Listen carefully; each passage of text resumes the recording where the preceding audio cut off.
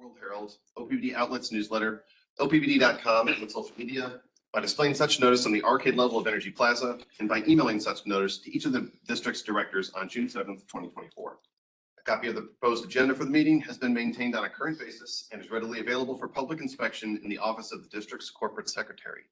Additionally, a copy of the Open Meetings Act is available for inspection on OPPD.com and in this meeting room. Thank you all for joining us. As a reminder to those joining via WebEx, please mute your microphones to reduce background noise.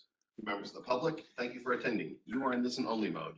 If you have any technology questions, please use the chat feature in WebEx to communicate with the event host. Our agenda for today's meeting is as follows. We will conduct a closed session this morning to discuss two topics: CEO performance review and compensation adjustment, and corporate officer performance review and compensation adjustments. We will conclude this morning's closed session no later than 9:50 a.m. in order to open the WebEx meeting to allow for the public and OPPD staff to join. We will begin public session at approximately 10 o'clock a.m. and receive reports from each committee.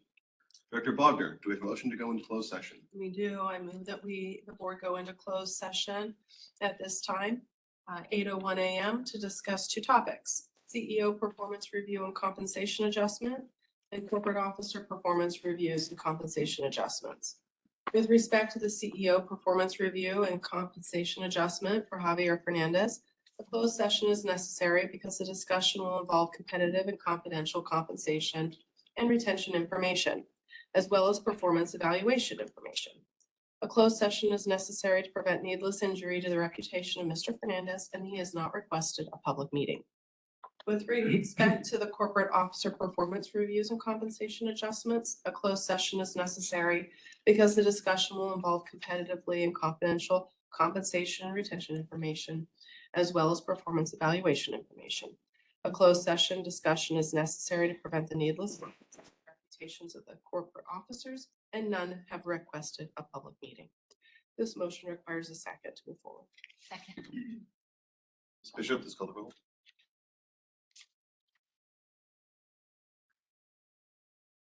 Oh, I'm sorry. My bad.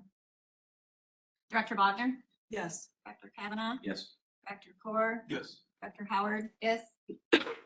Yes. Director Moody, Yes. Director Spurgeon. Yes. Director Williams. Yes. The motion to go into closed session has passed. This closed session will be limited to discussion regarding two topics: CEO performance review and compensation adjustment, and corporate officer performance review and compensation adjustments.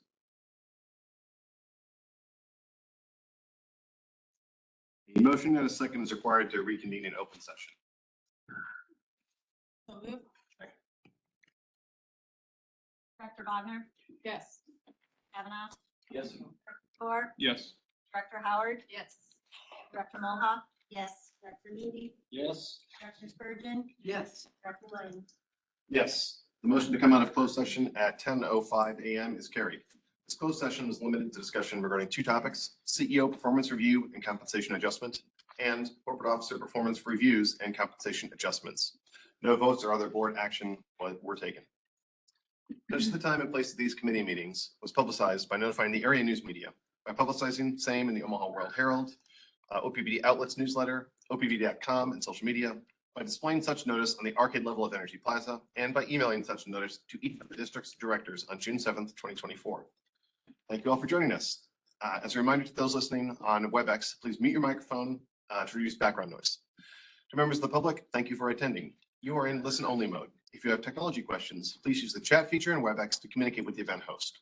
We will take public comments at the end of today's meeting, as well as at the board meeting on Thursday, June 20th, which will be conducted in person at the Omaha Douglas Civic Center and will begin at 5 o'clock p.m. The public may attend in person or remotely via WebEx by going to OPPD.com.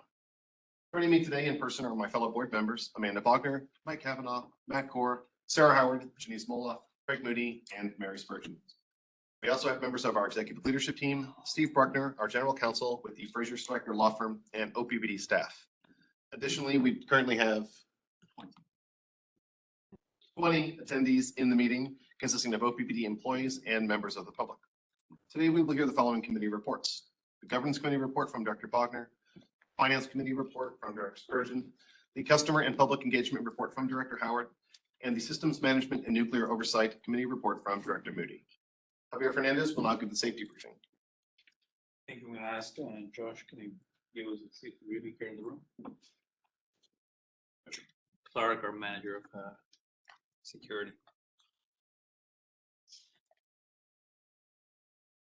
Morning, everyone. Welcome to the huddle space. As usual, we'll start with a quick safety briefing. If anybody's not feeling well, hopefully you're not here today. You're at home getting rest, hydration, and staying up to date with your doctor's visits.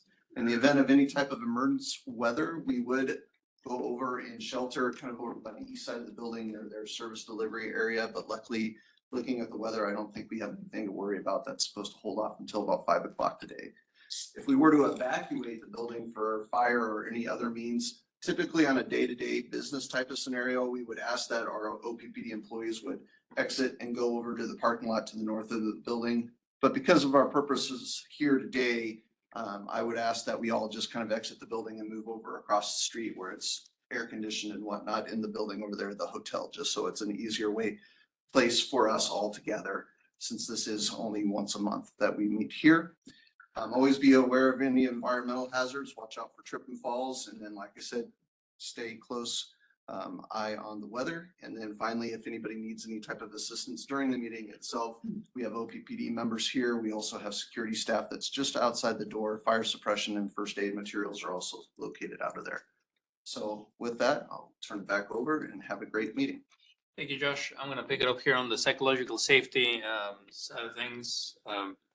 Go back quickly. I'm going to talk about the culture of curiosity. I'm going to skip on these one because it's really on the next slide, but it's important for us to have questioning attitude and questioning the culture of curiosity. Ask questions in the spirit of, I want to learn more. Help me understand. But I also want to stop a little bit on the cybersecurity front. I've talked about QR codes in the past, and that's important. Now, every time I go to a restaurant, I'm a little more careful about clicking, right? Because you never know. So you want to make sure that anywhere you click, that you have some assurance that it's a legitimate place where you can click and it's a safe website or a link. However, in this case, I want to focus on email traffic. I think one of our worst enemies is busyness and complacency. I don't know you, but I'm guessing you're not that different than many other people. We're getting hundreds of emails, sometimes daily, not weekly for sure, thousands. If you look at your inbox and unread emails and junk email, it's a ton. And volume in this case is one of our worst enemies. As we're trying to process, discern which emails are legit or which ones I need to pay attention to, bad actors are getting really, really good at this. They have money to make.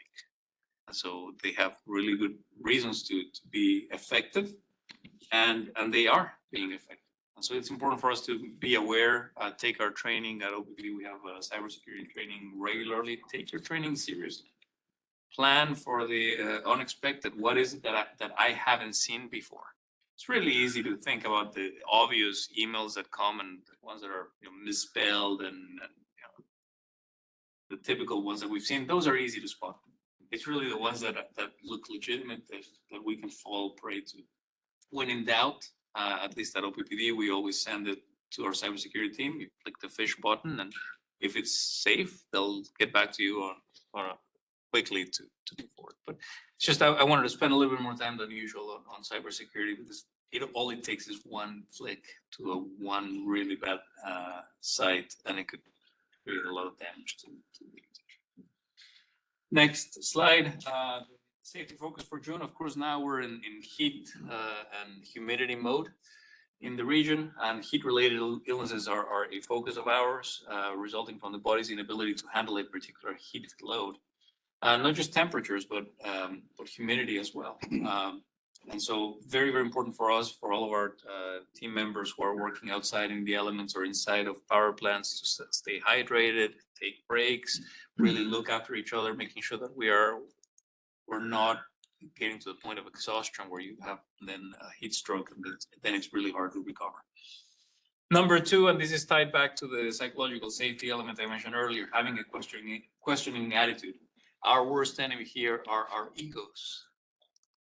When we're asking questions, sometimes we don't want to ask a question because we don't want to offend someone else. And I think it's important here that to have a questioning attitude and be welcoming of questions. Put your ego aside. This is about making sure that we know, we understand. Are you sure about the work that we're about to do? It doesn't matter whether you've done it 1,000 times before. If you have a question, ask the question. And number three, because a lot of our crews are working outside, it's being aware of poisonous plants and insects, making sure that you have all the information that you need to avoid them, and when in doubt, ask a question. And that concludes my safety. Great, thanks very much. From our agenda, the first committee is the governance committee. I'll pass it to Dr. Buckner. All right, thank you. The governance met for a pre-committee meeting on June 11th at 8 a.m. Our full committee was present except for you. I wasn't there. You were not there. All right. Okay, we had a pretty full agenda. Most of the time was spent on item 2, which is actually part of our session today, so I'll skip over that for now. We also talked about a severance agreement, which is part of our packet today. And then I would say the last item that was really focused on was for the 2024 board workshop. Just wanted to highlight for everyone that you received an email on Friday asking you to take the board governance workshop survey. So we would like to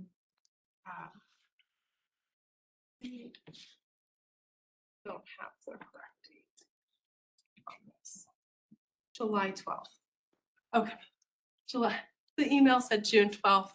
We gotta get the email until after June 12th. Sorry, moment of panic there. So survey is due on Friday, July 12th. So let me or Erin know if you have any questions about that survey or if you're missing that email. All right, so with that, we will turn now to our agenda items here. Let me pass it first. The first item is a severance agreement in excess of $50,000. Let me turn this over to Michelle to help us with. Thank you. Is everyone okay with me standing here? Or would you like? Excellent. We have a severance agreement with one employee who's departed on June 1st. He stayed with us 2 years past the initially agreed upon time. He is at the Fort Calhoun, or was rather at Fort Calhoun Station. We are grateful for his service, and he will continue to serve OPPD in another capacity, but this represents our agreement with him that is due to him upon exiting the organization. Are there any questions relative to that? Just to clarify, he's no longer an employee. He's no longer an employee. Sorry, Mike. You indicate he'll continue in another capacity with the organization? He is with one of our contractors. Okay. So he's no longer employed with us. He's employed with another company that provides services to us. All right, and I'll just remind the public that a couple years ago, we made a change to how we report these, and we're not providing specific employee name information. So that's why that's not shared here. But if you have questions, you can ask Michelle about that. All right, we'll move on to the next item, corporate officer performance compensation adjustment. So Javier, would you like to take this one? Certainly. So this is the time of year when we're evaluating. I had the opportunity to talk to all of my members of the executive leadership team. All except for one, Gina Langle is not in this list, and I didn't have a chance to chat with her specifically about her performance because she was just hired in the position in March. Hasn't had enough time to go through this process, but what you have in front of you, what the board needs to approve for the board's consideration is their salary adjustments, which are of course tied to their performance. The performance period ran from April 1 of 2023 through March 31st of this year. I had an opportunity to brief the board in closed session about specific areas of opportunity, development for each VP and their accomplishments. Really quickly here for the public and for the rest of the audience, I followed a few principles that are similar to what we did last year. We heard loud and clear that the parity is important. So for employees, for the general employee base, generally speaking, depending on business units and depending on a bunch of factors, an employee who got an above expectations, generally speaking, received about a 4.25% merit increase, and meets expectations was about 3.25% merit increase. These are for exempt employees. Contract union employees, that's a different, those were negotiated in the bargaining unit contracts. And so here I held the same standard. So above expectations was about 4.25%, these expectations was 3.25%. In addition to awarding a merit increase, the numbers that you see in front of you also reflect there are 3 positions that I'm proposing a market adjustment. And this is informed by a benchmarking study that our human capital team commissioned last year, where we are comparing our positions and salary ranges to other public power entities, to other investor-owned utilities in the region. Nationally, we have different groups that we're trying to benchmark, try to figure out, are we competitive with the market? And for the most part, I think we've made good progress, but there were 3 positions that still, the recommendation from the human capital team was to make a market adjustment to bring them closer within the range that we're comparing other peer positions. And those positions are our chief operating officer, our vice president of system transformation, and our vice president of human capital. The market adjustment for each one of them, for the chief operating officer and the vice president of human capital, is a 4% market adjustment. For the vice president of systems transformation is a 5.5% market adjustment. Nothing to do with the work they did, the merit, that's separate. This is to keep us competitive and address the risk of losing one of our existing ELT members, but also if we were to do that, how do we recruit someone into those positions? Important for us to remain competitive. So what you see here is that recommendation. I believe I shared with you specifics of each one of these VPs, and I would be happy to answer any questions. We had a really robust conversation during closed session this morning about the executive leaders. Does anyone have any questions for Javier here? One clarifying question. I thank you for you reminded me about this, Mr. Williams. What do you see also? There's a percent on the table that talks about the percent to the midpoint within each range. And you can see some are in the 80% or 80-some%. Some of them are even higher than 110% or higher than 100%. A lot of this has to do with tenure, right? Time in the position.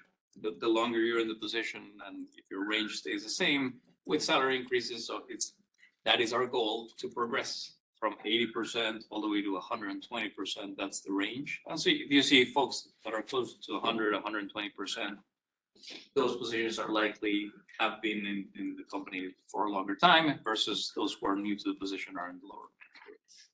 Just wanted to clarify that. Yeah, thank you. No questions? Thank you very much. Sure. All right, the next item is similar, the CEO performance review and compensation adjustment. So over this past year, the governance committee made a change to how we evaluate the performance of the CEO. We used to really look at the strategic directive framework and only evaluate performance based on that. Last year, this time, we decided to also add in a component of looking at the CEO success profile that was developed for us by STS in conjunction with our human capital team as we were searching for our CEO in 2021.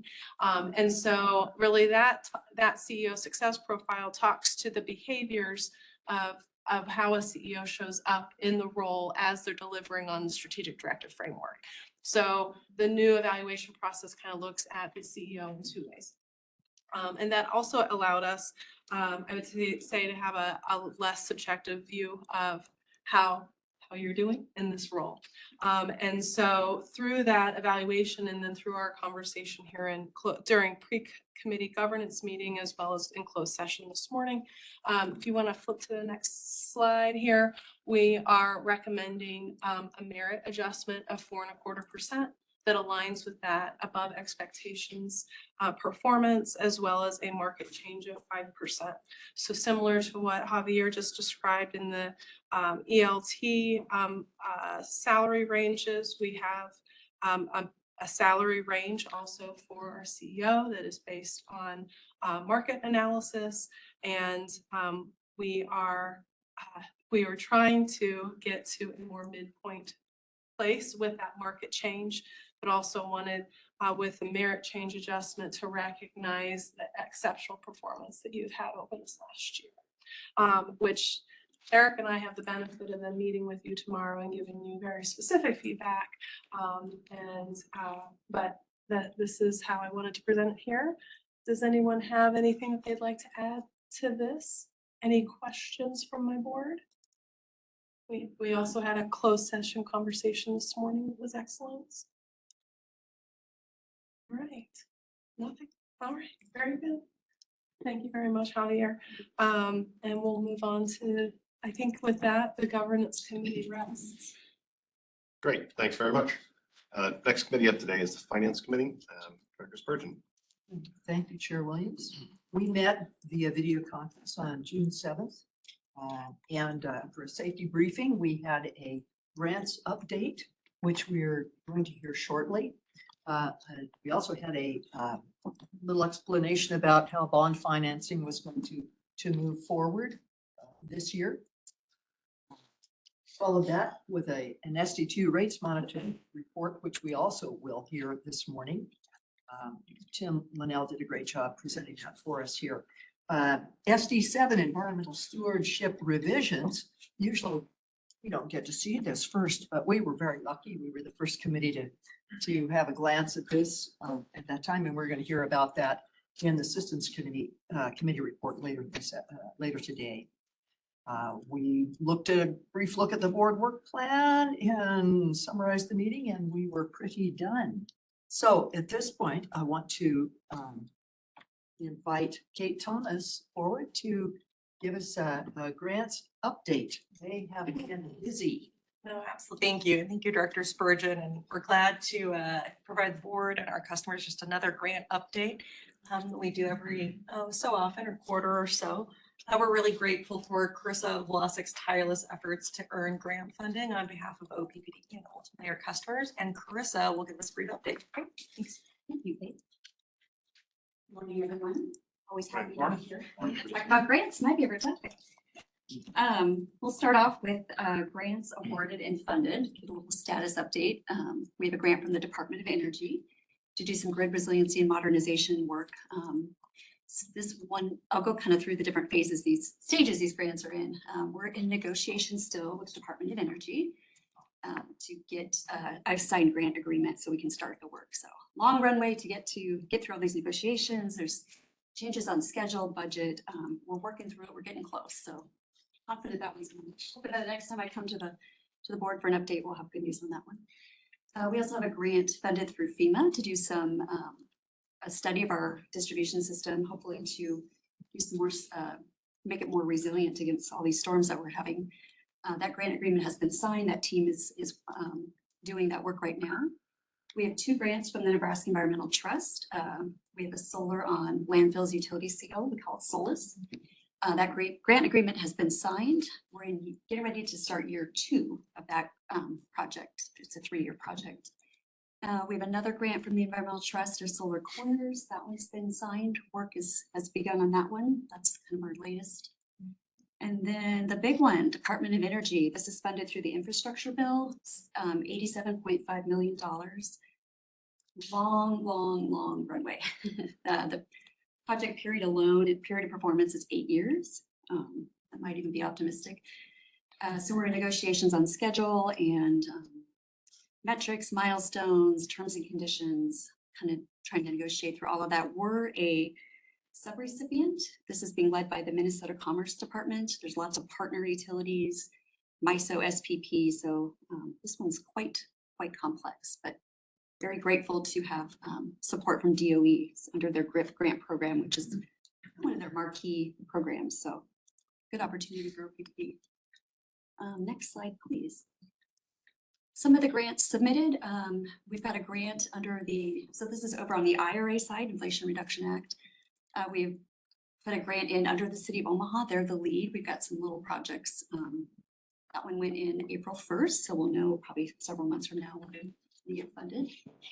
The latest, actually not the latest, the second to latest one to go in, we've applied to the Federal Railroad Administration for the first time to do some improvements to the Arbor Line. This is about $38 million.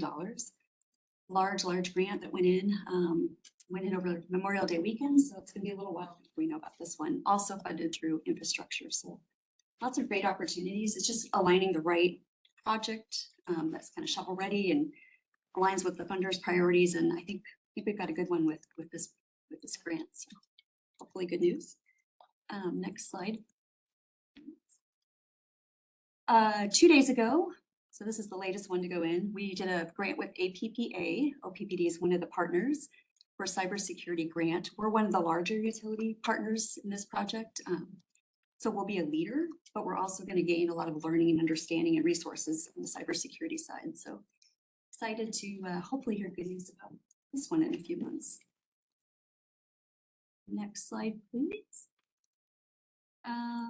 This is an update on the Solar for All through EPA. This was on the IRA side. There was just one solicitation notice that went out for all the funds, and there were 2 competing applications from the state of Nebraska, the Center for Rural Affairs, and then the Nebraska Department of Environment and Energy and the utilities went in on an application together. The CFRA did win. They got 62 million of the 100 million they asked for. We provided a letter of support. We were always supportive of these funds going to Nebraska in whichever form that was. So conversations and collaboration is already happening through the customer service area. Britt and Gable and ESC are leading these efforts. So more to come, lots of opportunities here. So wanted to report on that one. Next slide. Oh, thank you. The grants that I'm not talking about are the ones we're currently pursuing. We're going to keep those under wraps for competitive reasons. So lots of other work going on that I'm not going to maybe discuss. Once those grants go in, happy to give updates on those. Some of the next steps are to continue to give updates to the board, our customer owners, continue to vet the grant opportunities, make sure we're aligning OPPD projects with grant opportunities and making sure we have capacity to administer the grant if we receive it. Working with the project teams, just vetting and compliance. Getting ready for those grants that are getting close with those grant agreements being signed. Are we ready to accept all these funds, execute successfully? So kind of getting ready enterprise-wide for all of that supply chain, human resources, or human capital. Just cybersecurity, there's just lots of areas that need to kind of come together to help implement these projects. And with that, so thank you. I have a question, if you don't mind. For the solar on landfill utility scale grant, you said you're in year 2 of 3. What kind of work is happening here in year 2? Yeah, great question. I appreciate that. So year 1 was just focused on the feasibility study to see if the site was suitable for the project. I think there's going to be an update coming on that soon. So that was just the focus for year 1. Year 2 and 3 will be, if we're moving forward, planning and construction. All right, very good. Thank you. Appreciate you. Any other questions for? So I'd like to comment really quick. Carissa, thank you so much. Your leading is fantastic. And I want to double down on what you said at the end, which is the compliance. It's very complex to apply for the grant, and that's what Carissa has been leading. Even more complex when you look at the volume of the complexity of each grant. How are we going to follow up? Each grant has a ton of different requirements. So I think your ability to connect with the rest of the organization, build that muscle so that we are ready to accept the grants. I think that is fantastic and something that I'm paying close attention to make sure that when we receive those grants that we can respond and be in compliance to that. So thank you. Appreciate that. Thank you. Any comments, questions? And thank you. It's a little glimpse into, all the coordination that has to go in, not only in submitting the grant, but then being ready to use the monies when they come to us. Thank you. And our next item that we're going to talk about today is the SD2 rates monitoring report. I'll send it over to CFO Bishop. Thank you, Director Spurgeon. We're excited to present the Strategic Directive 2 Rates Monitoring Report. Beth Hoyle, our Director of FP&A, will be providing this update.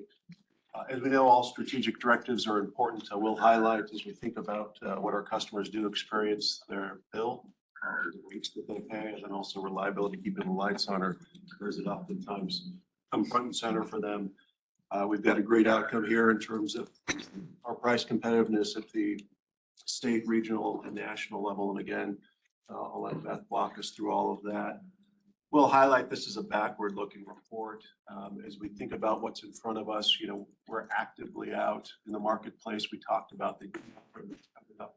We'll be doing our pricing next week. We've been active with the rating agencies, Moody's and S&P. And one of the things they really focus on is rate competitiveness, what that means today, and then also how that plays out over the future. So while we're talking about where we're at today, we'll highlight the importance of this as it relates to our customers, to our stakeholders, as we move forward as well, looking out over the next 5 years. With that, Beth, I'll pass it over to you. Great, thanks, Jeff. So good morning, everyone. Again, I'm Beth Hoyle. I'm the Director of Financial Planning and Analysis. And today I have the honor of presenting the monitoring report for SD2 rates. SD2 ensures that OPPD provides affordable energy services and sets rates in order to achieve the long-term vision of the organization. As a reminder, the board made some policy revisions to SD2 in December of 2022 with a change to the regional comparison for the directional target, removing Minnesota and North Dakota and adding Illinois and Indiana. And in addition, the directional target was set at 10% below the North Central region.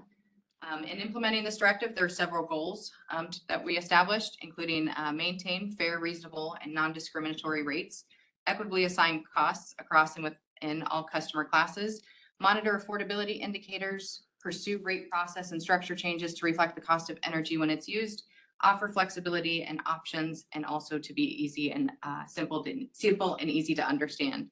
And with that, we'll go ahead and proceed with the updates to these items. As mentioned, we have the new North Central definition, which includes 7 states, and the comparison is done on a system average basis using data from the Energy Information Administration. You will notice in the slides to follow that OPPD gained considerable amount of competitiveness. This is important because 2022 was the first year that we passed our general rate increase after the 5-year commitment. We weren't sure what that would do to us competitively. But you'll see in the slides that despite the 2.5% general rate increase, we gained competitiveness across all rate classes. We want to quickly note some of the reasons we found for increases in the states that we compare against. Illinois and Indiana had significant amounts of capacity retirements. And then in Kansas, we see reasons for rate increases similar to our story: grid modernization, increasing costs, capacity constraints. And the fact is that utilities are doing similar work and we're facing similar challenges. But right now we feel OPPD is doing it with less impact to our customers. Next slide. So OPPD is the solid black line. And again, just a reminder that this is 2022 information. For all rate classes, OPPD is at 9.08 cents per kWh, which is 16.2% below the regional average and 25.5% below the national average. The 16.2% below is up from last year, where we were right around the 10% below mark. The preliminary 2023 numbers are showing even a little bit more competitiveness, coming in at around 17.4% below. But again, those numbers won't be finalized until October of this year. Next slide. The next slides show the average for each customer class, and we'll start with our residential rates. So we came in at 14.9% below the regional average, or 2.04 cents per kWh less. And that is up from 9.5% in 2021. And our residential rates are 22.3% below the national average. Next slide. For our commercial rates, we're at 18.4% below the regional average, or 2.02 cents per kWh less, and that's up from 11.1% in 2021. And we are coming in at 28% below the national average for our commercial rates. Next one. And lastly, for our industrial customers, we are at 18.8% below the regional average, or 1.52 cents per kWh less.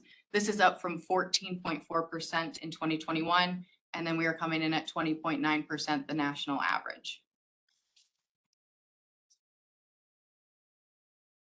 Moving to the next goal, which is fair, reasonable, non-discriminatory. We perform the cost of service study to align our class rates with the cost drivers. We also want to highlight the work that we did in the rate design project, as we're eagerly anticipating leveraging AMI-based technology to offer more opportunities for customers to partner with OPPD to optimize investments and support our revenue requirement. Slide. This slide provides some context for the assignment recovery of costs based on the technology available. Currently, we have our two-part rate structure for our small commercial and residential customers to recover the demand costs, and then we do have the three-part structure for our industrial class. The next few slides, we're going to speak to affordability indicators. So this is the average residential bill. It went up from around $105 per month in 2021 to $110.24 per month in 2022, which is roughly about a 5% increase, but we are showing 10.1% below the regional average. The rate increase going into 2022 for residential customers was an average of 3.2%. However, 2022 represented an extreme weather year. Weather is one of the primary drivers for the increase or decrease year over year for our residential customers. And in 2022, heating degree days were up 15% above 2021, and cooling degree days were up 10%. And you can see that gold line there towards the bottom, that's Illinois. They kind of caught up with the rest of the group. ComEd filed their largest rate increase since 2014. This slide highlights our electricity burden, which is the average electric bill divided by the annual income, is continuing to decline. So on average, our customers' income is growing faster than the rate increases. On the right, we show the amount of energy assistance payments each year. You see that the pandemic funding has decreased significantly. So we are continuing to be proactive to ensure that we're helping our customers connect with resources to assist on their electric bills. Next slide. And here we show two maps that show just a little bit more detail at the zip code level. So even though our electricity burden is decreasing, we do want to note that individual customer electricity burdens can be above or below the average, and this varies throughout our service territory. And it's really impacted by the population within each zip code, a customer's heating source, and then also the efficiency of the premise. The map on the left, we show the percent of customers with 3 or more disconnect notices in 2022. And then on the right, we show the electricity burden by zip code. The zip codes that have an electricity burden below the average of 1.67% are in blue, and those that are tan to the darker orange have higher than average electricity burdens. For flexibility and options, we highlight some of the customer offerings that we provide to our customers through our rates and our rider offerings. And again, this flexibility will continue to expand as we move towards the future with more advanced meter technology. Cost of energy when it's used, I just want to highlight how we charge our customers either seasonally through our summer and non-summer energy charges, through the pass-through mechanism of fuel and purchase power adjustment, our 261M market energy rate, the refreshing of the curtailment rider compensation amounts in the fall of 2023, and then again, the future forward posture that we're evaluating with those AMI rate structures. And then lastly, simple and easy to understand. With each rate action, we continue to engage with broad communications with our customers and target specific messaging for individual rate classes. One of the largest efforts to note in the area of simple and easy to understand was the publishing of the rate fundamentals report last fall, which details how rates are determined, designed, and then how they are set to meet our annual revenue requirement. And with that, I'll open it up for questions or comments. Colleagues?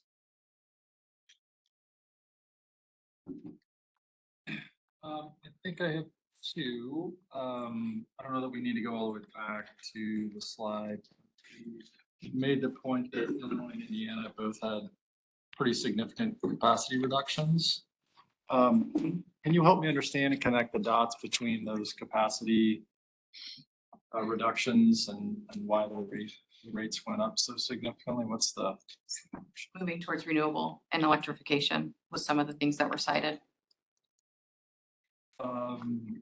Okay, so let's take those one at a time. Moving towards renewable, it's my understanding that we've been seeing renewable costs be lower on a per megawatt hour basis than fossils. So help me understand why the migration of renewables is driving rates.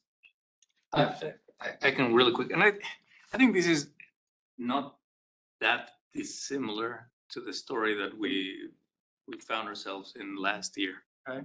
Right, we as we're adding generation, there is some rate pressure associated with that, and I think that's here. I wouldn't.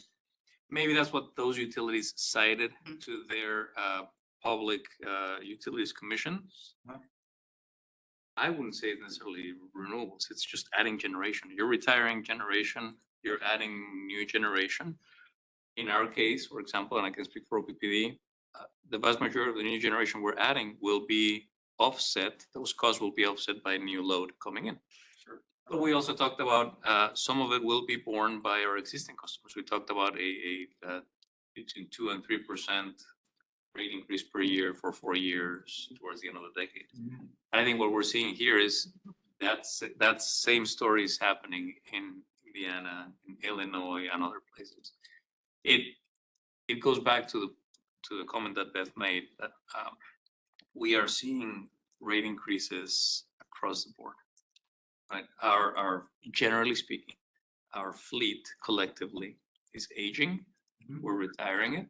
Our load is increasing, so we're retiring existing fleet. We're adding new generation capability, and we have to at the same time there's a push for decarbonization. So a lot of these new infrastructure is increasing, I think, the cost structure for all of them.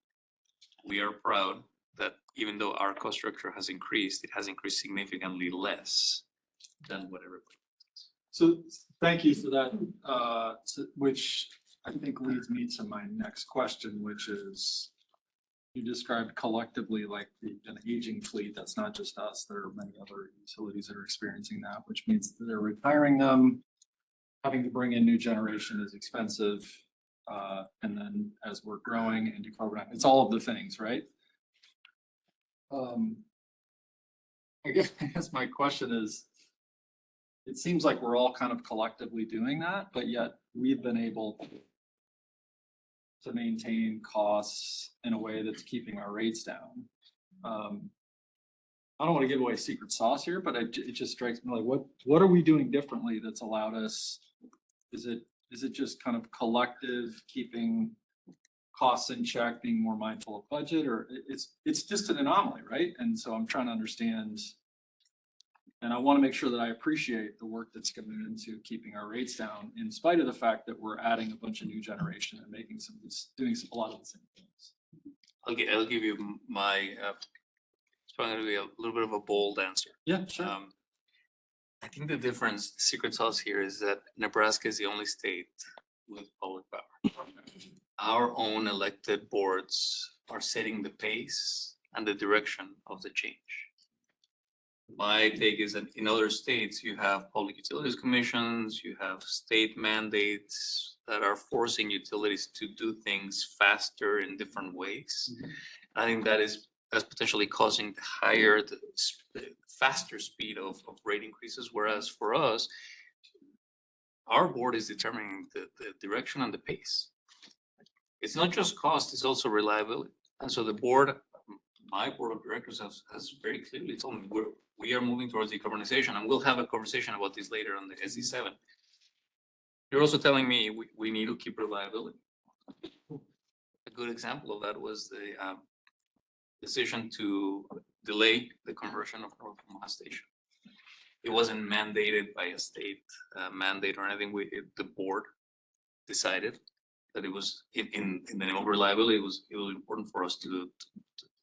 So I'm giving you just one example of how I think that's the secret sauce for us, is that we've been able to still move the ball. We're still moving towards decarbonization, electrification, affordability at the right pace, where we are determining that. It's not someone else determining that for us. And I think that could explain part of that difference. That's. Yep, no, thanks, that's helpful, thank you. I think that the financial discipline here is incredible. So not only in just the planning, but also like the annual execution of budgets. Yeah. And not spending more than what we have available to us. I mean, there's Right. the key to success. Javier, don't forget, I mean, several years ago, when you were in the CFO role, we started to refinance a lot of debt to prepare for the future when we knew there would be a growth period. So you set a really strong financial foundation early on before we had to go out to the market to start doing some different things. And so it's been a long-term effort. It wasn't just short. I mean, yeah, we manage our money well, but we looked far enough out ahead of time to plan for those futures. So I think we probably shouldn't forget the road that was paved for this. Yeah, thank you for saying that. Yeah, we went about 7 years without issuing new debt for new money. It was all refinancing, setting the stage. I think too, if I could briefly, the governance around the decisions the utility making has been as equally strong as the creativity around the solutions. And I think when we talk about the large customer work that's gone on, we talk about fully harvesting the value of all the assets that are coming on and how we optimize that across different objectives, I think has been exceptional. Our ability to acquire facilities and create a competitive position for our customer owners has just been exceptionally powerful and helpful in this kind of outcome. And I think if I sense the tone of your questions correctly, Director Moody, that there are many labors of folks in the back here and on the phone that have created that outcome. I think we've got a clear message from Javier and the board on the expectations, and then the empowerment to go execute against them. Thank you. Thoughts? Like I mentioned, a couple of years ago, a suggestion was made, instead of having a direction goal of 20% below comparison group, that we go to 10 because it was more realistic. But, and I sensed a bit of concern that was not going to reflect well on OPPD, and it has reflected very well on OPPD while being realistic, I think. And I'll just mention for listeners, we selected those 7 states because they have more similar, we're on the same latitude, and so our weather is more similar. And so it's a truer group to compare ourselves with, and that seems to have worked out all right as well, which I'm delighted to hear. So any other comments from this? During the Finance Committee meeting, we talked about some of the information we've seen in the past, and I appreciate the inclusion of the graph breaking down the disconnect notices and the electricity burden by zip code. I think that's very informative. And while it might be difficult to see on screen or anybody watching the recorded video later, if you open the PDF that's available on our website, you can zoom in a little more closely. And the reason I asked for this is that the aggregate numbers show a lower cost per kilowatt hour and a lower energy burden overall, but there are pockets that are disproportionately impacted by the way that by the cost of electricity and energy broadly in our community. And it remains the same pockets that have been disproportionately negatively impacted by lots of policies in lots of areas. The reason that I asked for this was specifically to remind us that, not to put too fine a point on it, but North and South Omaha have higher energy burden, and some portions of the rural community, which we piloted, have higher energy burden. And the way that we structure our rates, particularly as we look to a significant update based on new technology that will become available at the end of 2025 and when AMI gets deployed, how are we structuring rates to address this specifically? We have done great work in the past to develop programs that are not rates that help to address some of these concerns. The customer assistance program pilot is fabulous. I'm glad that we have that available. But we still see the same map with the same consequences that we have seen in the past. And so I hope this is something we continue to focus on in the future, because there are lots of maps that look like this. And this is the same comment I gave the last time we looked at this about 2 years ago. There are lots of maps that reflect the same negative outcomes for the people in our community in lots of different areas. So what are we doing to help avoid being part of the additional challenges that those people are experiencing in our community? And I hope that we continue to focus on that in our understanding of the rate making process and the way that electricity burden is felt by our customers. So thank you for including the data. I think there's some more data that I hope we can also look at. The distribution of the number of people who have varying levels of energy burden within any particular zip code. It is not uniform across the zip code, but I think there's more data that can help inform how do we understand from the top level cents per kilowatt hour or electricity district down to the specific areas where we know there are some people who are more impacted. What can we do about that? I think that's a critical piece of the data that we are receiving during the report that I hope informs policy and actions in the corporate operating plan and other things throughout the year and across the organization. So thanks for making that available. Yeah, and a quick comment on, I do not disagree. Thank you for pointing that out. I think just on the map that we have in front of us, and we don't have that data here, but this is a snapshot. We don't know if things may have improved. We're still not necessarily, we're still orange and brown. That tells you that there's an issue there. What I would like to also see is, has there been an improvement, right? And maybe there has been an improvement, but to your point, information is so powerful. And I'm really excited about having AMI meters that will give information, right? And with that information, how can we partner with customer owners?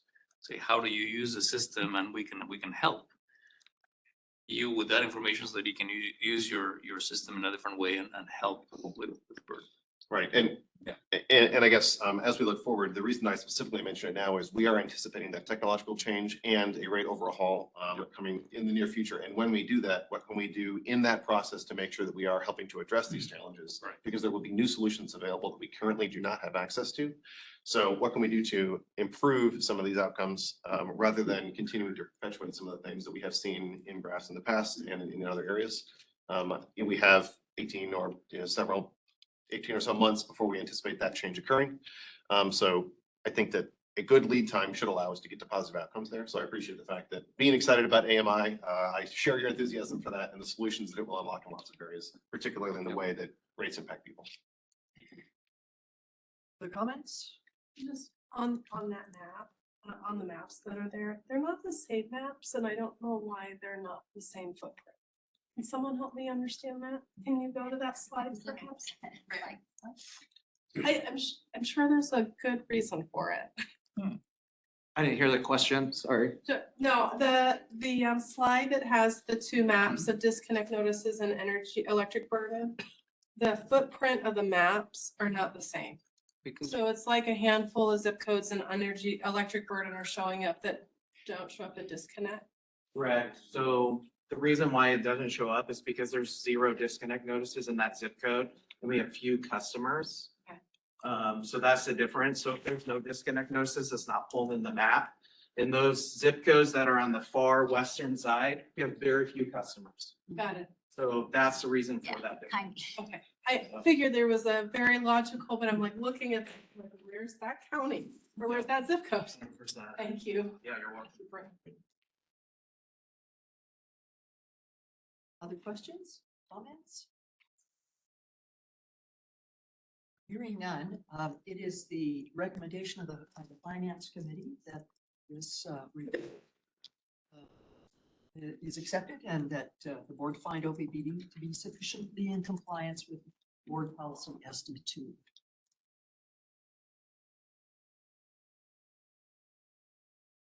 There's nothing else? Any strategic observations?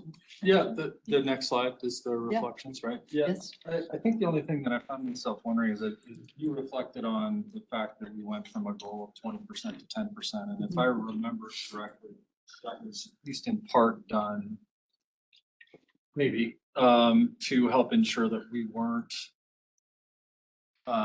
restricting the organization in a way that would degrade quality. And when I look at, our rates being as low as they are, then I can't help but ask myself, is the priority on this so high that it's restricting the organization in other ways because we're so reluctant to rate it? I don't have that perception, right? Like I understand our rate, but I guess I just from a strategic implication standpoint, maybe just make the point that we not do that. We've got a lot of really important work to do. And while I like the idea that our customers are getting a sweet deal at this point, I just want to be sure that we're not sacrificing a lot of other things as a result of having really exceptional financial discipline and really driving rates. So, The differing costs and that kind of thing. yeah, exactly. Yep. One element that I failed to mention earlier, and I think it touches on this point, is these numbers are as of 2022. If you remember what happened in 2021, well, Winter Storm Uri, where we had rolling blackouts in the SPP region, which a lot of these states are in, and MISO have the same. So there's the additional effect of fuel and purchase power adjustments that many other utilities have to go through, right? Those exorbitant gas prices that really hit some of the neighboring utilities.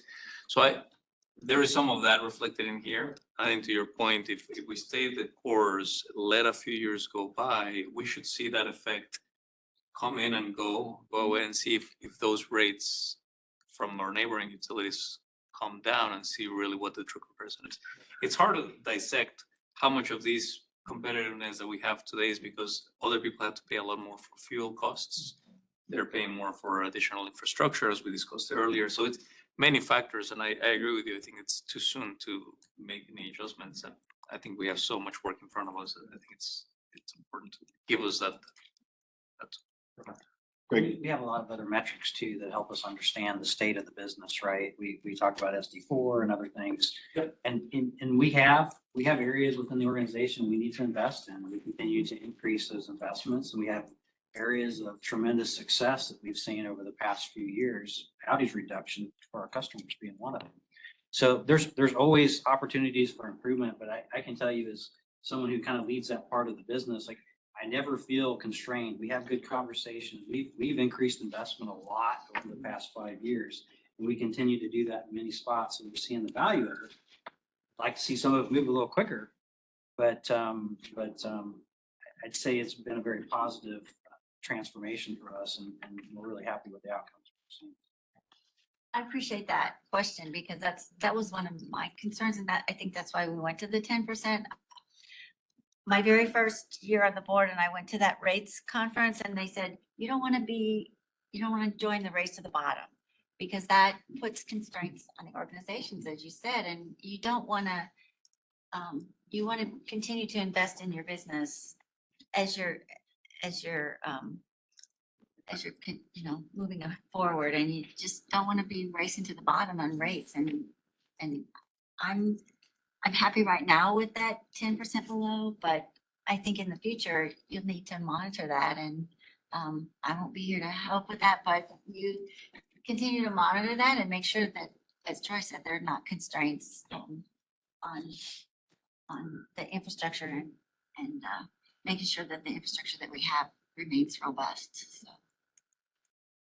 Greg, I would also echo your comment about making sure that we are not overly constraining ourselves in this particular area. It does not sound like we are. I appreciate the response from Troy and Javier to the point that we are making investments we need to. But I agree that in the long-term vision of where we are going, what is the balance between making the investments that are necessary and a desire to maintain lowest by comparison to our neighbors' rates with an expanding margin there, an expanding gap there? How far does the gap need to be before we need to say, there are other things that we should prioritize, like making investments for the future that could be potentially accelerated rather than continuing to maintain that gap or even expand that gap as it has in the last few years.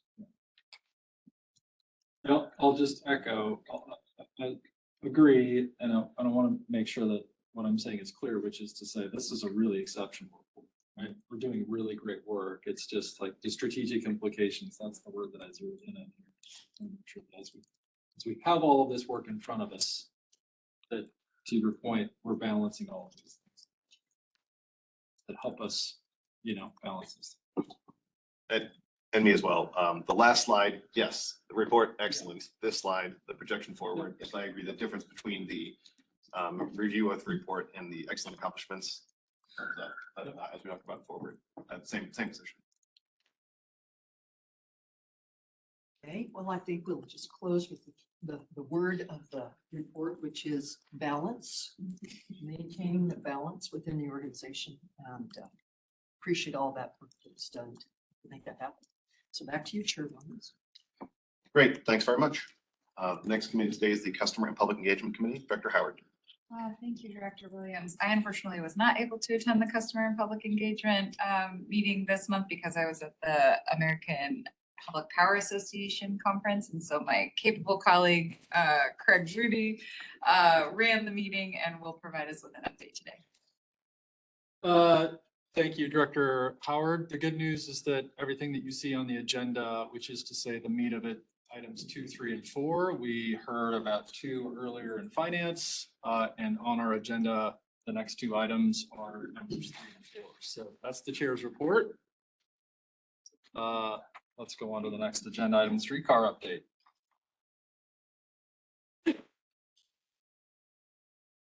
Okay, Director Moody, looks like we have the Energy Plaza branch update. Oh, yeah. First. and Yep, then- thank you. So, good morning, everyone. Hopefully that order is correct in your deck. We're gonna follow the, the order which reflects the memo. I invite Matt Hartbeck forward. Matt is our Director of Customer Experience and Operations. And this is to update, the group and the public on an evolution of a plan that's been, really, customers have been materializing for us for a number of years in changes of their preferences of how they interact with OPPD, in particular on paying their bill. So I'm going to invite Matt forward to talk through what the group has looked at, the data of our customers' usage, and what that reflects going forward. Matt? Thank you. All right. 5 minutes, get through 3 slides. Okay. We'll try our best here. Okay, I got this. before getting into this, this is obviously a really tough decision. Impacts on employees, impacts on customers, but we feel like it's probably a net benefit for customers. I'm going to talk about that in a second. Now, as I jump into the rationale, like, hey, what did we think about as we tried to make this decision? We were looking at what's the total number of customers. And as you see, it's under 1% of customers who make payments at Energy Plaza. And then also most expensive option we have to make payments. It's actually at over 3 times the cost to make a cash payment as it is for the other avenues that we have. We're also seeing a large decline in terms of folks coming in to make payments. It's been like that for about 8 years, really probably more aggressive over the last 4, up to like 83% reduction over the last 4 years. So really a hard curve down in terms of customers accepting this. Now, as we make this decision, we have to think about what are our customers, who are they? So diving a bit into that, we learned that the majority of customers who come in to make the payments at Energy Plaza come from 2 zip codes, one in North Omaha and one in South Omaha. Now, talking more broadly about customers who make cash payments, generally they're utilizing MoneyGram, which we'll talk about here in a second, which is a payment provider partner of ours, at a rate about 2 to 1 compared to what they utilize Energy Plaza to make those cash payments. Now, another conception would be that these customers would be underbanked. So we recently did a survey with customers who make cash payments and found that that's not actually the case. Roughly 7% would self-identify as being underbanked. What does that term underbanked mean? Means that they don't employ or utilize banks. They don't have banking options. Bank free, I guess. Yeah. Underbanked. Yes. Additionally, you may think that these customers are a large percentage of LIHEAP. Well, we found that not to be true as well either, that they actually are lower proportionally than they would be to our proportional rate of all of our customers. So again, really interesting. Now, talking about MoneyGram, MoneyGram, as you may be aware, they're a payment partner of ours. They're at CVS's, they're at Walmart's. They're actually at some mom and pops too around the Omaha metro area. It's a really great thing for us and a really great thing for customers. You know, the thought here is they're going to Walmart's, they're going to CVS's, they're doing business transactions there, they're living their life. They also can make a payment at that. So trying to find places where they're already going, make that payment journey or frictionless. And then lastly, this decision to close the branch really aligns really well with what we're doing with Energy Plaza and the work we're doing, and you probably heard about on customer platform, offering more payment types, more account management options and such. Aaron, next slide. Okay, so this is where, again, where we think it's kind of a net positive for customers. So whether or not that's learning that they can make their cash payment at MoneyGram when they're already going there to Walmart to pick up the groceries on kind of weekly basis, or whether or not they want to enroll in an automatic payment plan. So one of the payment solutions that we have, we did find that cash payment customers usually pay in cash because that helps with their budgeting. An automatic payment plan could also help with budgeting. So aligning those two interests could be a really positive thing for customers. Irregardless of what payment option they end up choosing, we're going to continue to try to refine those, obviously, and try to work through and try to make the payment journey holistically better for customers. Now, moving on to the MoneyGram locations. Now, I want to make a quick amendment. Now, when the Customer and Public Engagement Committee saw this slide last time, it noted 80 total MoneyGrams. That was an error of ours. That historically that number has went down. Now it's at 37. What that's due to is MoneyGram over the last 5 years or so has looked at payment partners who no longer engage or take very minimum payments and lowered their total number of payment partners. Now, what I will say is going back to when I mentioned 2 zip codes of customers primarily pay, there was 5 MoneyGram locations within a mile of each one of those zip codes. So 5 close to North Omaha zip code, 5 near the South Omaha zip code. So there's payment partners right there that are a lot closer. As noted here in the slide, there is 10 within a few miles of Energy Plaza. So again, a lot of options if those cash payments customers still want to make cash payments. Also wanted to note about the communication plan. So obviously we're doing a piece of that today, but we're going to do a thorough touch point with all customers. So any customer who's made a cash payment will reach out directly to them, ensure that they're aware of this. We'll do signage, we'll do broad communications and very targeted communications. So very thorough plan there. Okay, next slide. Now, one of the most difficult things for all involved in this decision is the employee impact, obviously.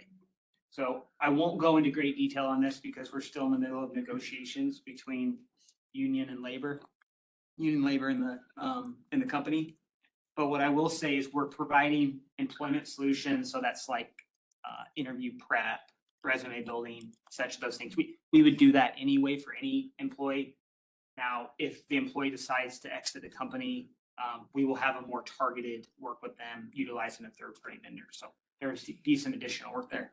Now, lastly, on the right-hand side of this is internal communication that's happened. So as of this morning, the full company became aware of the decision. There's been more targeted releases around the why, the what, the how over the last roughly 3 weeks. But I just wanted to give you an insight into that there's external communications, internal communication. So I'm going to pause there and see what questions the last few slides provoked for you. When we closed the North and South Omaha customer service centers a number of years back, we were going to a process of a kiosk type system to pay your bills and such. That apparently hasn't gone over well. Is that because of the emergence of this MoneyGram option, I guess? Yeah, so there's been a couple different factors in there. So the kiosks at Energy Plaza closed last fall. We had several around town that didn't. We were going to. I'm not sure about that, if there is or not. Pat Almgren in the back of the room is our manager of customer care. Pat, are you aware if there was kiosks around town or not? Under any kiosks, at least OPPD owned kiosks. Okay. 3 that were at Energy Plaza, and those were removed in October. Yes. And what you're seeing is an adoption of more digital channels. So as you recall, maybe the branch shut down for a little bit during the very start of COVID. What we found was customers adopted digital channels and then just never came back. So automatic bill pay, level bill pay, those kind of things. So would it be fair to say that the smartphones replaced what the kiosk was originally designed to do? Yes.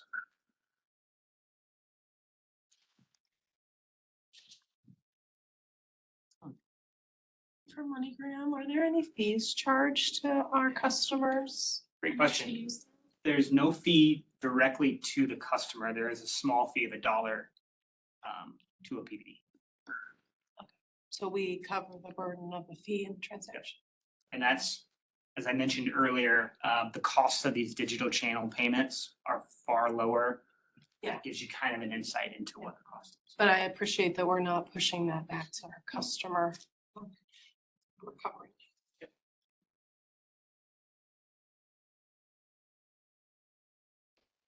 Okay, Thank you all. great job. Thank you.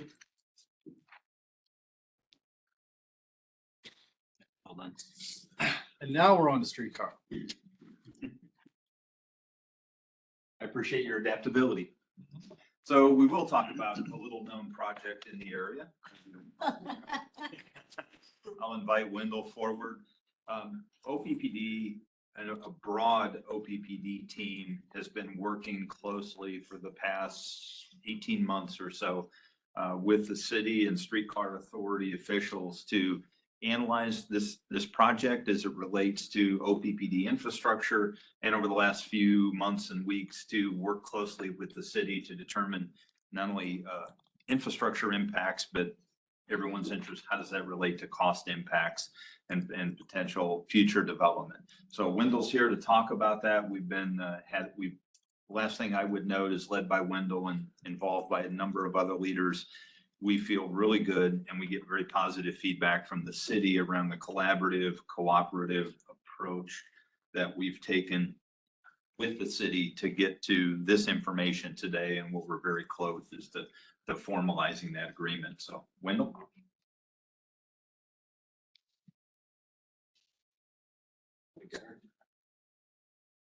All right, let's have a conversation about streetcar. Go ahead. This slide, I won't stay on it too much. This is actually from the Streetcar Authority's website. To note, what you'll see here is that the project timeline is expanded a bit. Originally planned to come online in 2026 is now planned to come online in 2027. We've gone through various stages of design review, analysis, conversation, amendments. We are in that 60% complete stage of our engineering analysis.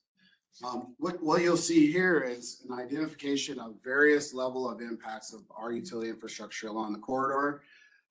We broke them up into 3 different categories of impacts, meaning level 1 impacts are direct impacts that impact facilities that we have in place today, that limits our ability to operate our system for new and existing customers.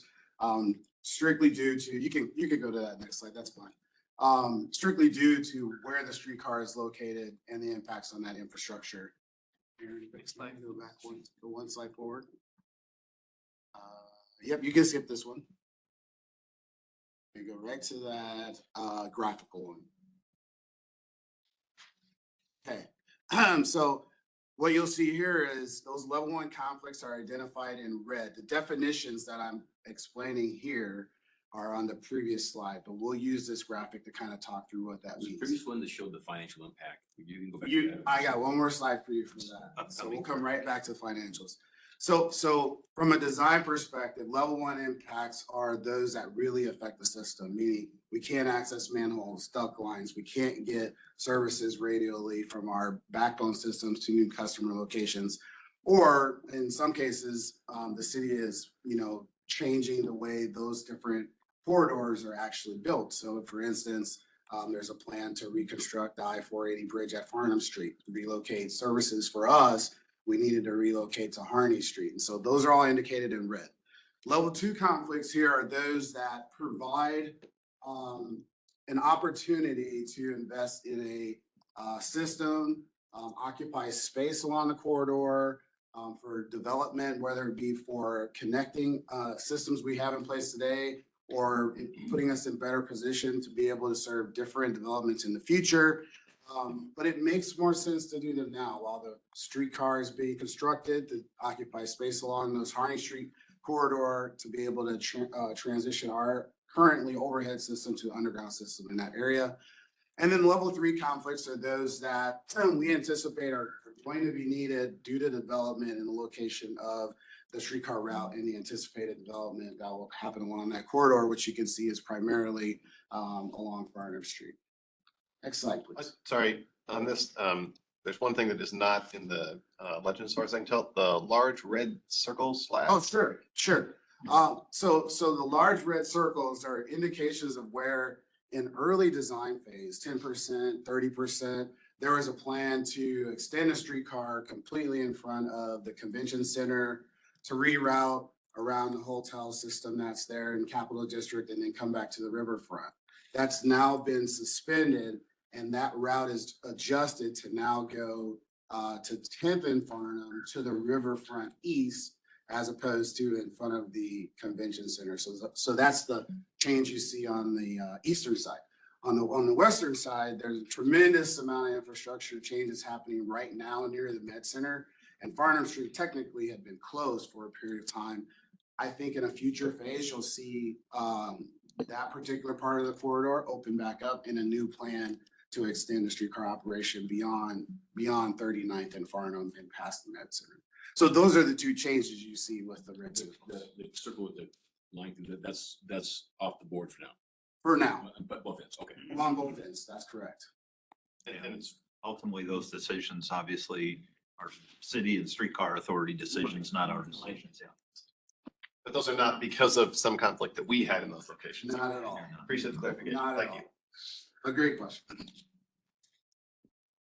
Next slide, please. So probably the point of why I'm here today is to explain this to you. You'll hear similar comments throughout the day. Looking at all of those different conflicts and the priority and impact they have on our system, we've worked with the city, their design team, their officials, and we've agreed to in concept these breakdown of shared costs. So the level one costs, the city of Omaha, the Omaha Streetcar Authority, or design team have agreed that these are reimbursable expenses to restore the OPPD system in these different conflict areas. The total amount of that conflict generally is estimated about 19 million. Of course, once we get into the project, we'll look at the actuals along the construction timeline and the cost related to that. And then, of course, there's always variability in what you plan for and then what you actually execute. But the city has agreed that these are as a result of the streetcar expenses that the streetcar project should pay for. The level 2 and the level 3 conflicts you see here are those design opportunities that OPPD has the discretion on when to do or if to do. The level 2 conflicts oftentimes may be considered as discretionary, but the timing of it may indicate that we might want to put these systems in now to minimize future impact to the operation of the streetcar. The level 3 conflicts addresses how do you serve customers in the corridor, and without all of the known projects identified, that's a little bit harder to identify. But what we've done is we've given a general estimation of what's there today, what do we anticipate to see there in the future, and the relative cost, so that we at least had a programmatic expense for the future costs. And we've committed to working within our rate system and within our recovery mechanisms with developers in the future, recovering those costs. That total you can see here is an additional $12 million. So in total, I think what you hear in comments today is that there's a utility expense of 31 million. You see that here. The reimbursables to OPPD are 19 for level 1 impacts, and the discretionary spend and design decisions left for OPPD are about $12 million. So, okay, level 1 is on the city or this new governing board they come up with. Right. 2 and 3 are likely to be on us. I thought it had been explained to me that level 3 was going to be likely on us, but level 2 would be the one that was up to negotiations. So level 2 is really a transition from an overhead distribution system to potentially an underground distribution system along Harney Street primarily. Other expenses in level 3, we have a funding mechanism, we have a cost recovery mechanism in place today where developers will contribute to those level 3 costs. And you can see in the subtitles here what that potential split could look like.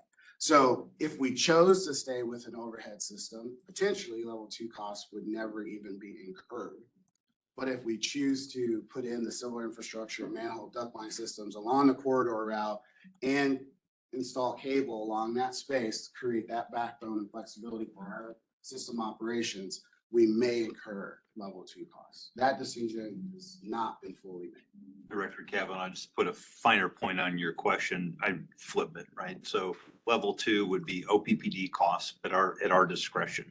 Those would be work we think it's probably advisable to do while other work is going on in the area, but we have discretion over whether or not we do that.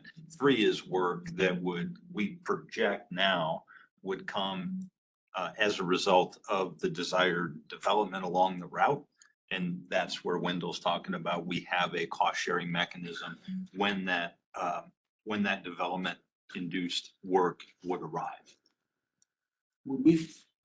If there had been, and I realize this is kind of a unique development, but if, say, a private sector wanted to do a fairly significant development, would we follow the same policy and offer the same courtesies, I guess, to another developer than what we are to this? I think I understand your question, and the answer is yes. And that first project, that first development would incur what you would see would be a combination of certain portions of the level 3 costs, along with potentially, depending on where the development was, portions of the level 2. If the development happens along Farnham Street, it's primarily the cable costs you see here outlined in level 3. If the development were to happen potentially on the eastern side of the Harney side, then there may be a combination of manhole duct line, underground systems, and cable that may have a portion of level 2 in addition to a portion of level 3. And yes, we have a recovery mechanism for that. We would treat those projects exactly the same. The only other question I have, and maybe I'm getting a little bit ahead of myself here, has there been any discussion yet or decisions made on what's on our rate structure? It's too early to get into that. Yeah, I would say I'll certainly look to Wendell in terms of the ongoing rate structure. I can combine almost that question with your prior question, Director Kavanaugh, is a sum of what you see both as a projected cost share in level 3 and some of what you see under what's not included is because we have existing rate mechanisms to address those, including the actual energy costs themselves. We have rates established to be able to do that. So to your point, we're following a core process and using existing rate mechanisms where they apply, and then still using many of the same tenets and premise for how we work with the city to negotiate what's caused by the project and hence should be borne by the project versus what might be discretionary on our part while we're doing it at the time. Is it likely to be a unique rate? I mean, it's not going to parallel the streetlight rate. No, it would be a combination of line extension policy. So really specifically, which usually go into the weeds like this, but this is a good question. So it's a combination of line extension policies and our rate recovery from Rate 470, which outlines a lot of our development recovery costs. Rough order of kind of percentage split is about 70-30, where the developer pays for 70% of the costs and OPPD pays for 30% of the costs. And we use that same principle with coming up with these costs here. And so we do have those policies. I think another part of the question is the actual rate to cover the energy the streetcar uses once implemented. We have an existing rate for that. Correct. So if you look over to the lower right corner here, there are some things not included in these different cost estimates. So traction power, signage at platforms, any redundant services, relocation of streetlights and traffic signals, or service to the maintenance facility. Those are all handled in a different cost recovery program, which we do have in place. We treat every customer project the same way. We use a 3-year average revenue as part of that investment in our obligation to serve. And then the rate itself that those facilities would then take service from us on have another component of cost recovery built in within the basic service charges and the energy charges and all those other things that you heard Beth talk about earlier. So we use pretty much the entire rate manual consistently in evaluating the impact of the streetcar for various different aspects, not just these utility relocations. This is specifically for the relocation of utility backbone infrastructure investments, not necessarily service power. Hopefully that answers your question. Thank you very much. Okay. I think that's the last slide I have, so I'm open to more questions about the project and the estimations and related conversations that we've been having this evening. What's the board's role in this particular thing? Do we need to make a decision on level 2 versus level 3, or is that delegated to y'all? Yeah, we feel that's delegated. It falls within existing programs and rates. So this is awareness for the board primarily because, and exclusively, frankly, we don't bring all projects to you, but because of the size and publicity surrounding this one, we felt it important to create awareness with the board. I appreciate that clarity. Thank you. You will see a mirrored message related to this referencing utility costs from the city office sometimes. And I think I've already seen at least one news alert that is happening.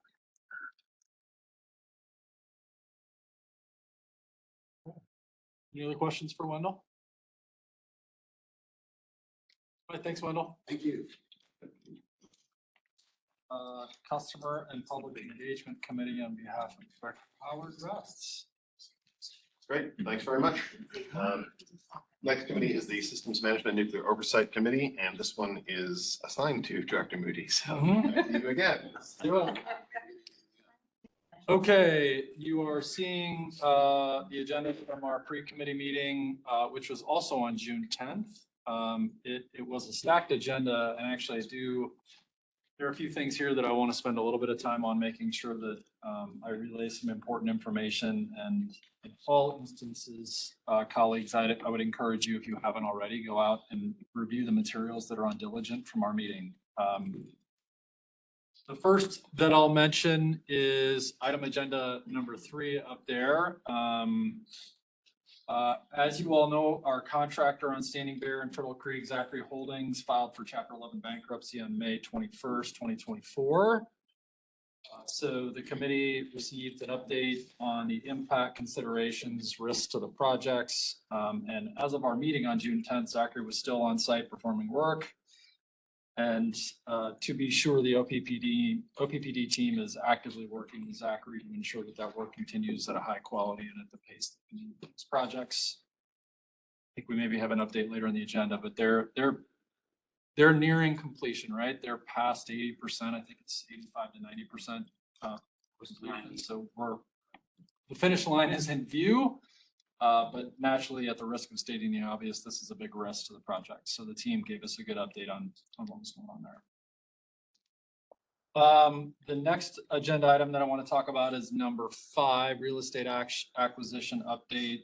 This, again, was just an update for the board. No action required on 5 different properties where the district is growing its footprint and acquiring property. That's the Gretna new substation, Cass County Station, IOC, West Service Center, and there's a proposed services building that is in alignment with the need to, or the plans to vacate Energy Plaza in the future. So again, board received an update on those properties where we were in the process and the board was able to ask a couple questions there.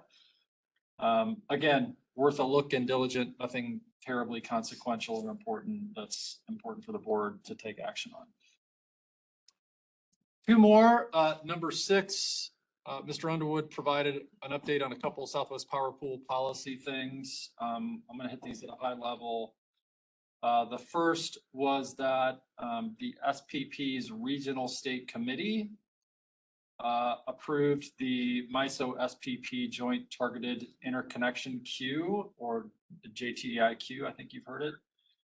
on 610. So that was a big milestone that we were able to get through there. That goes to the SPP board for approval. I don't know when the next SPP board meeting is. August. So that'll go to the board for approval. Assuming that occurs, that then goes to FERC to be applied via tariff, and then we will eventually get that notice to construct. So it's a big project we've been working on for quite some time. And a lot of work ahead for us there. Again, we just got an update. The other, I think, important item is Brad provided a quick update on a letter that the SPP issued, basically a statement on the EPA's final rule for regulating greenhouse gas emissions. It's a 2-page letter. I would really strongly encourage each of you to give it a read. It generally summarized some of what the SPP is experiencing and RTOs more broadly, given with respect to growth in wind. They don't anticipate any slowing demand for future growth, extreme weather, how to address that. The letter went on to thank the EPA for making some refinements to the rule in comparison to what it was originally introduced as versus what the final rule was finalized. And then it also summarized SPP's concerns for how the rule may negatively impact resource adequacy and reliability. I think Brad did a good job of saying, look, a lot of this information that's in this letter is stuff that we as a board have already heard a few different times, but it did a nice job in 2 pages of really kind of like hitting the mark. And so in my view, the more we hear it, the better. So if you haven't read it already, I would encourage you to do that. And then finally, we did get a quick update on communication companies. This is item number 7, requesting pole attachments. There has been a pretty significant uptick in the number of requests. My notes say a 10-fold increase in the number of requests for pole attachments. So the committee heard a quick update on, the implications of that, some of the challenges that has created, and then the committee heard a summary of the improvements that have been made to our processes, so that we can ensure that process goes smoothly for our customer owners and for those that are seeking to access our polls. Okay, committee members, if I missed anything important, please chime in. And I'll also, because some of these things are pretty important, I'll pause to see if any other board members have questions on those agenda items.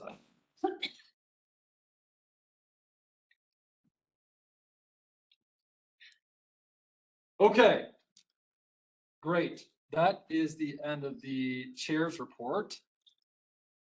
We are now on to dedication of real property to the city of Omaha near 147th Street. Mr. Foch. Thank you, Director Moody. This is just a brief reporting item, or actually will require approval, so it's a board action item. It's regarding the dedication of real property to the city of Omaha near 104th and State Street.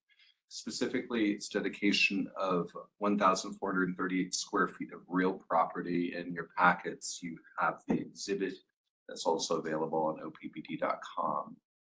The board staff linkage BL10 directs that all sale and transfer of property ownership shall require board approval. So just bringing this to your attention. The proposed dedication of the identified property will not adversely affect our operations, which is a requirement. And the dedication of the identified property will provide a secondary access point for OPPD's adjacent real property in that area. Any questions? This will be submitted for board approval on Thursday. Hearing none, thank you, sir. On the substation.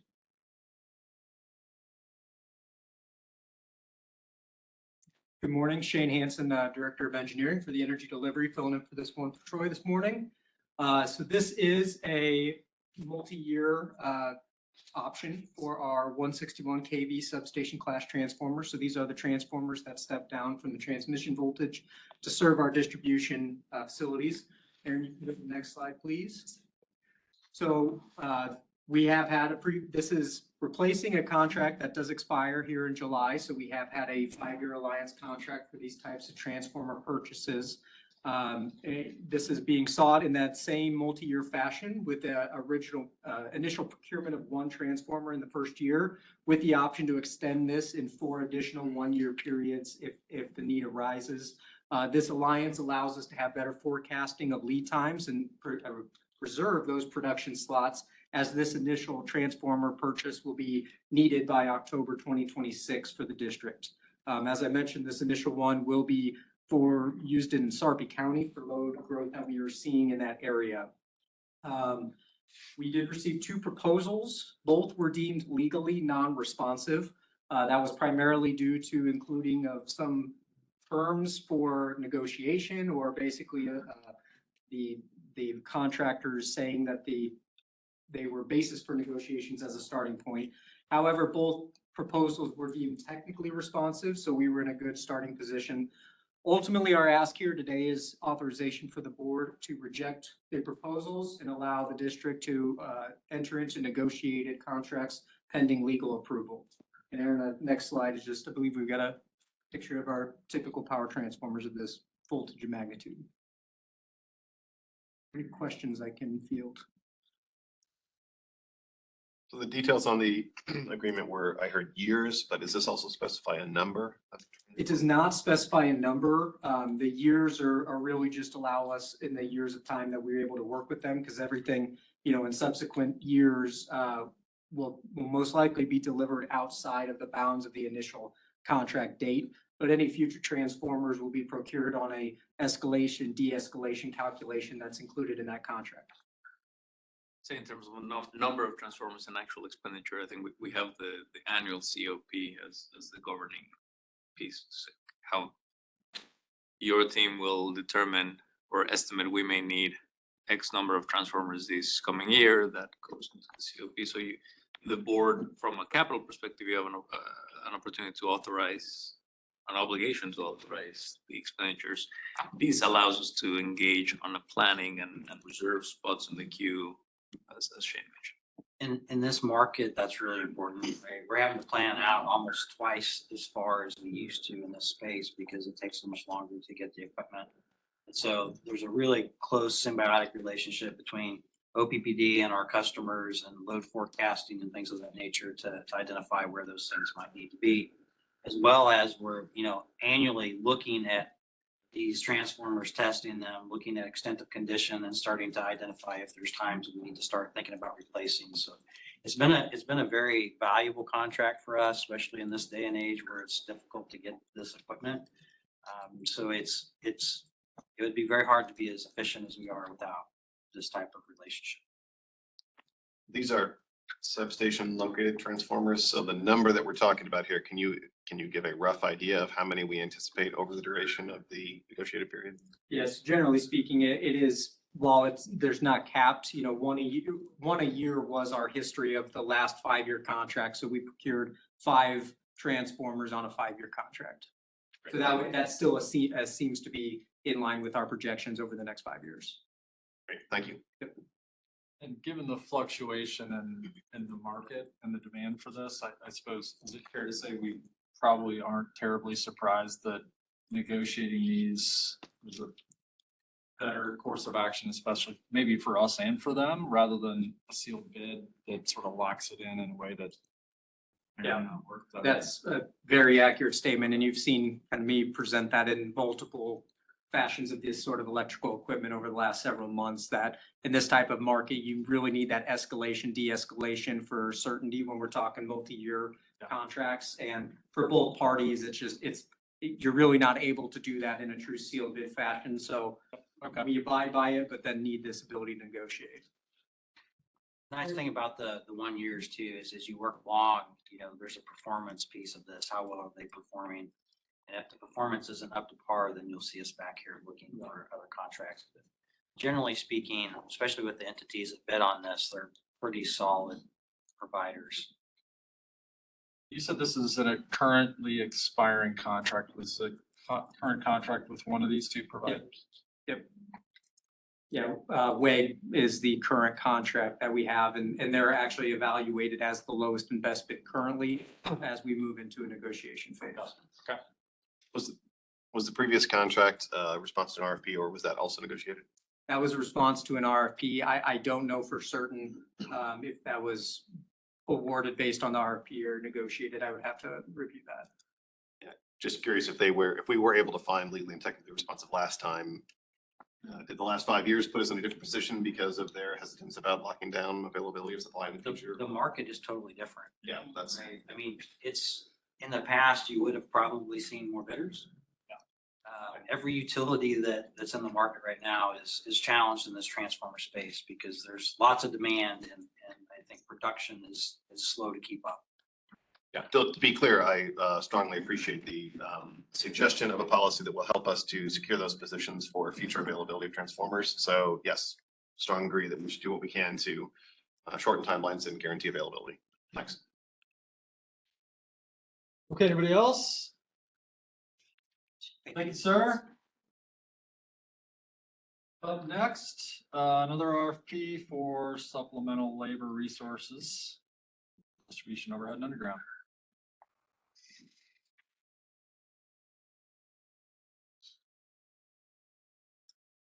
Yes, thank you. Good morning. Cheryl McGuire, Senior Director of Operations Support. So this is for the award of RFP 6137 Supplemental Labor Resources for Distribution Overhead and Underground. The contract is to procure the supplemental construction services associated with the installation and removal of overhead and underground distribution infrastructure. This contract provides additional construction labor to support the district's current forces who are fully leveraged and working a significant amount of overtime. The district has experienced sizable expansion in our distribution infrastructure along with asset management related activities requiring additional resources to complete. The exact quantity of work will be affected by the overall economic growth and it will fluctuate accordingly. We received 9 proposals for this work, 5 were legally and technically responsive. The proposal from Ellie Myers Company was evaluated to be the lowest and best bid. Based on the legal and technical review, we are recommending awarding the supplemental labor contract to Ellie Myers Company. Ellie Myers Company is headquartered in Marshalltown, Iowa, with over 130 years of operation, and they hold our current supplemental labor contract. They have an exceptional track record of quality work and willingness to support during storm efforts. The engineer's estimate for the RFP was 1.7 million. So the action to the board today is to approve the award of this contract to Ellie Myers. Any questions? So I heard you reference that this supports the district's current forces who are fully leveraged and working additional overtime. Right.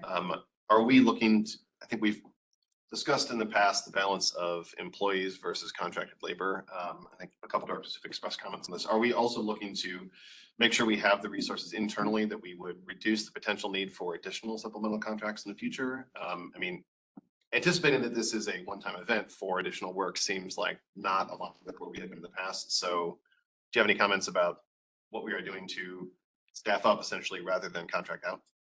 I've got that one. So you know, we've been adding staff, but our facilities only allow for so many without having to expand and build and add trucks and things of that nature. So when we look at this, we look at the totality of the costs and where we're at, what infrastructure we have. Myers has been in place for several years now. They've done a really nice job for us. And we've continued to add individuals at our centers, but I'll tell you, we're getting pretty close to being maxed out at that particular point.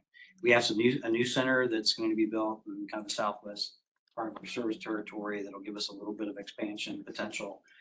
But it is a balance between infrastructure that you have in place versus what you would need if you were to expand your internal staff significantly.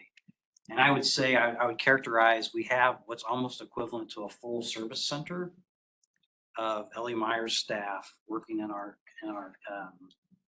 service territory at any given time. So pretty significant number of individuals in this group helping us replace infrastructure that's aging, work through storms as we discussed. You know, we've really ramped up replacement of distribution in the last several years, and to do that, we need the help from outside. Is it fair to say that, or accurate, I guess, to say that, we're not making a minimum commitment to using them? We just have the ability to use them as needed. Would that be correct? Yeah, so the way this contract works is we can scale up and down as we need to. I can tell you there's lots of work. So, you know, they will stay very busy during the next year, 2, 3, with, you know, however long we have this. I guess it's 4 years. 4 years, yes, with one additional year for 4 years after that. So it could be a total of 8. And Troy, to your comment, I guess, the basis of my question, when you mentioned that we have nearly a full service center of L.E. Myers employees contracted for this, at what point do we exceed the entire capacity of we just need a new service center? I know we are working on one now, but that's fundamentally the question I'm asking is. We are building a lot of stuff, right? And so we talked about balance earlier, balance across the business, power plants, infrastructure, all of that. And I see that is playing out in this particular space. It's not a bad thing to have individuals like this, companies like this that we leverage, because like when we have storm events, they bring in additional folks to help us. They're very flexible. We can put them on certain projects that, all right, go take care of this and just make that happen, and have our folks work on other things. So it works quite well in that particular space. And we constantly look at what is the cost of this versus other options. It makes the most sense from an organizational standpoint. But again, we've been adding headcount.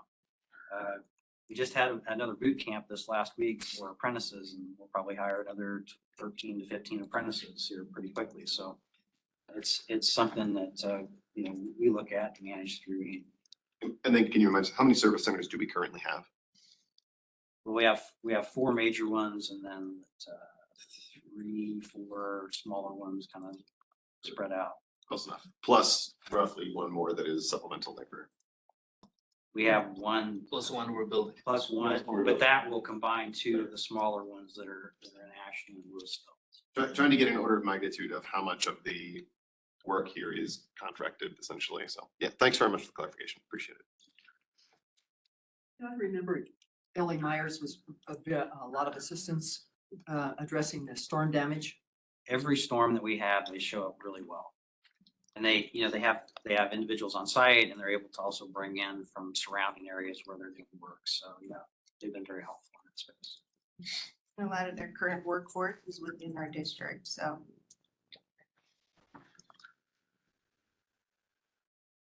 Colleagues? Okay, that's good. While we're on this topic, if I could, Steve, I'd like to hear, I'm just reflecting on the fact that this is a $1.3 million length contract, and it candidly just feels like the board is involved in approving something that feels out of sorts. I'm curious about why. Could you help us understand and make sure I understand why this needs to come to the board for approval? Is this the state law that essentially says we've got to take action on these things? Just real quick. Sure, I'd be happy to do that. And the answer is that the statute that applies to sealed bidding for public power districts relates to, broadly speaking, the electric system, transmission, distribution, and generation system, which this is. So any type of contract that's over, well, the number's gone up now to $1.5 billion, but that's, you know, but any contract for the electric system that involves repair, replacement, maintenance, and so forth will require going through this type of process as opposed to a direct negotiated process, which you're also familiar with. Yeah, I'm just sensitive to how much work we have in front of us and the extent to which the board is being additive and adding value rather than slowing the process. So I just want to make sure I understood what the why was. Okay. The engineer's estimate was 1.7 million, so it was over that one. Just over that 1.5. Right. And I will add that is based upon what does this package of work look like?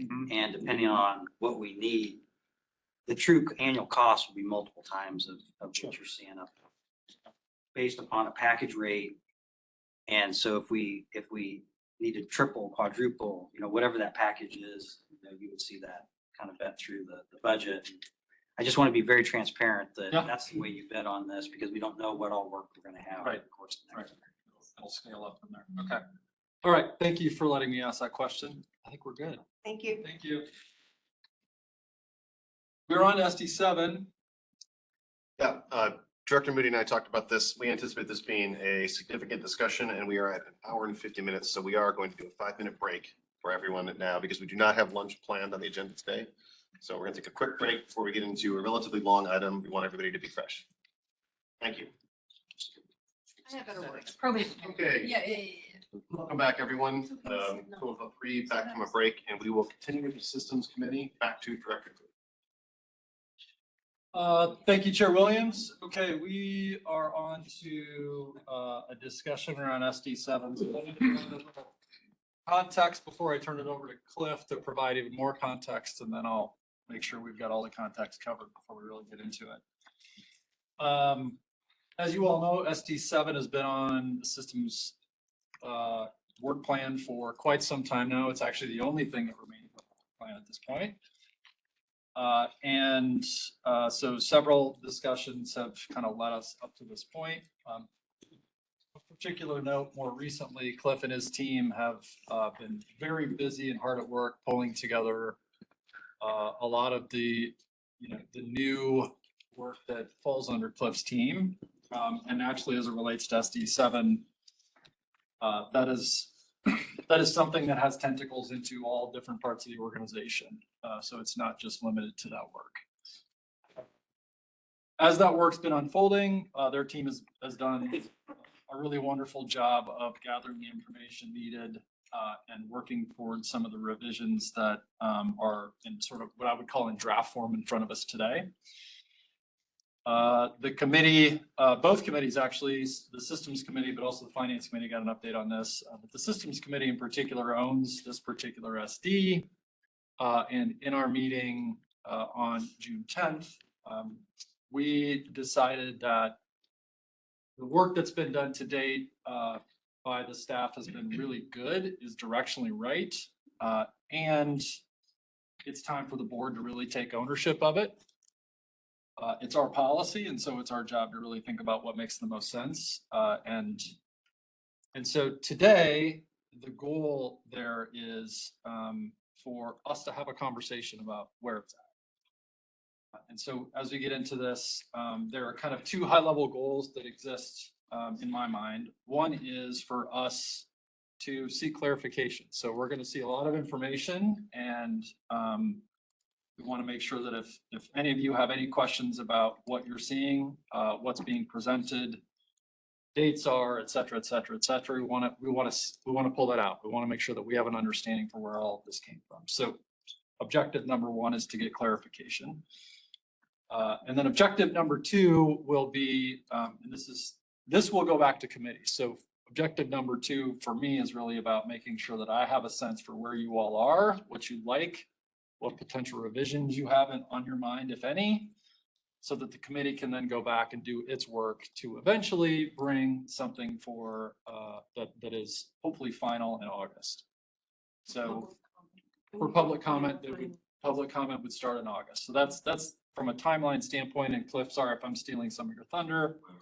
From a timeline standpoint, today is about discussion and just kind of getting a sense for where we are. And to be sure, one of the other things that we talked about in committee, we kind of asked the question, should we talk about this today, or should this be something that just stays in committee for further work? And I honestly feel very strongly that we benefit as a unit, benefit greatly from having an 8-person conversation rather than 2 4-person conversations and a bunch of one-on-one conversations. Today, I really felt it important for us to have this dialogue together so that we could hear what we're asking and we can thread on comments.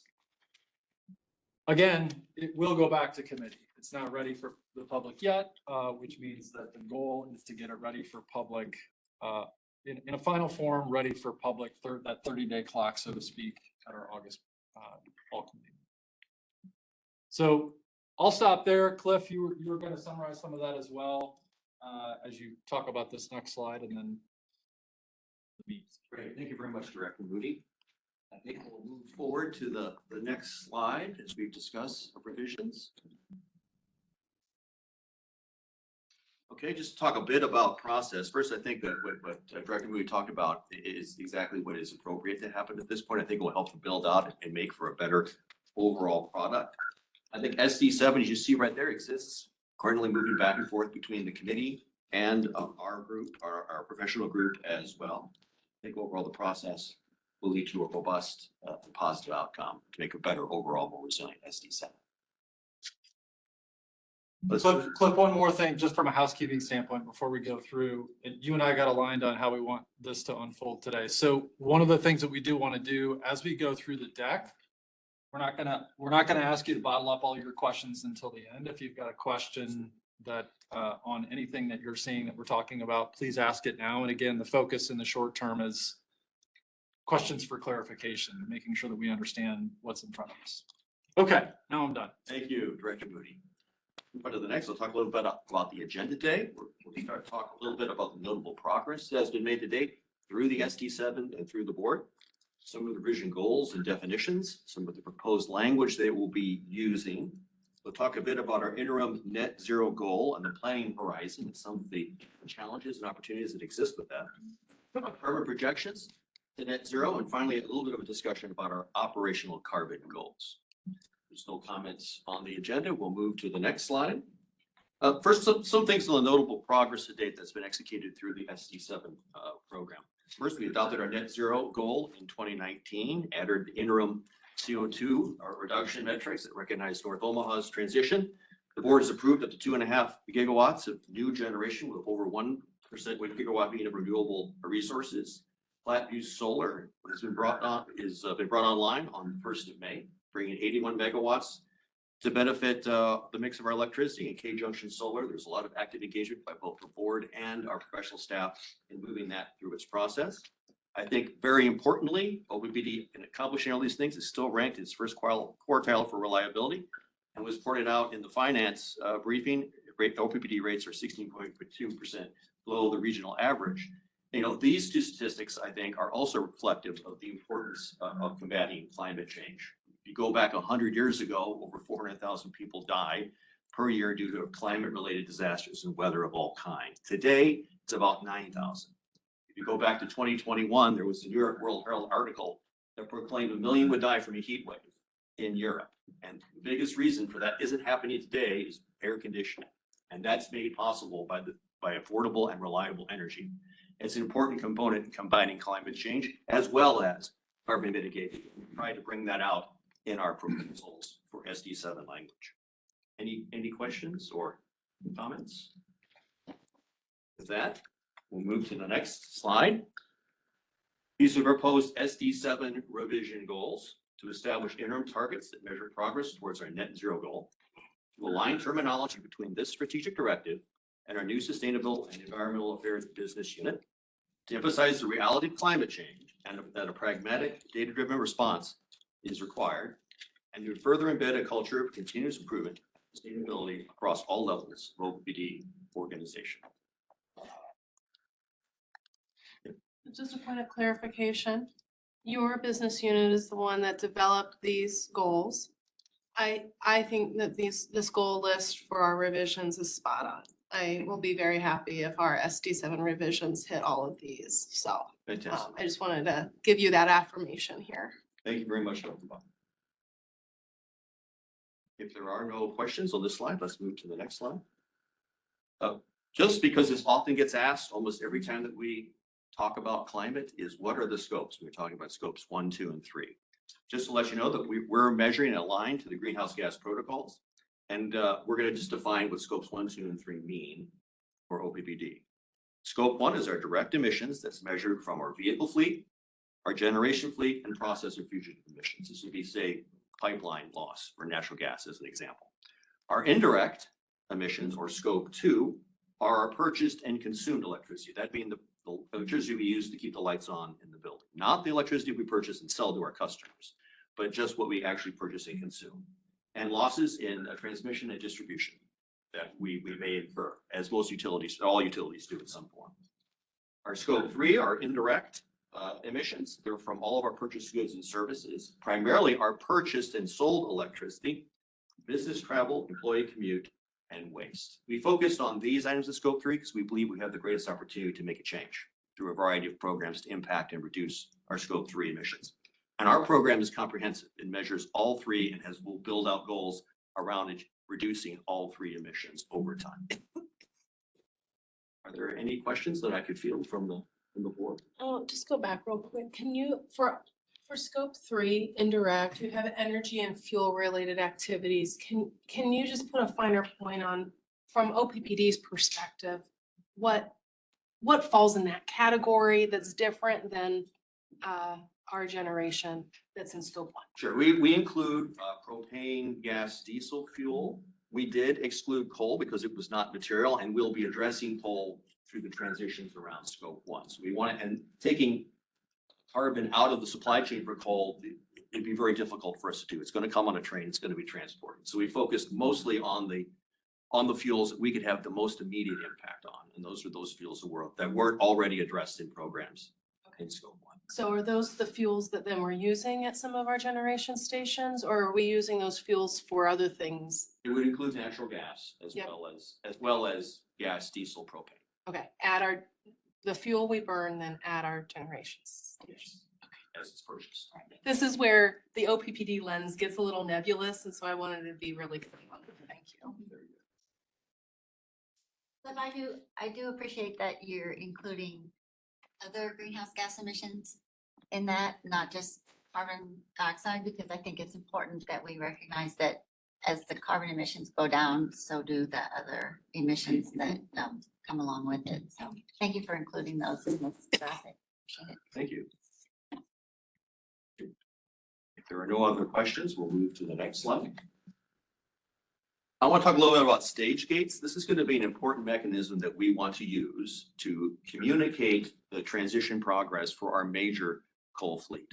We want to apply this to both the transition at North Omaha and the transitions for NC1 and Nebraska City 2.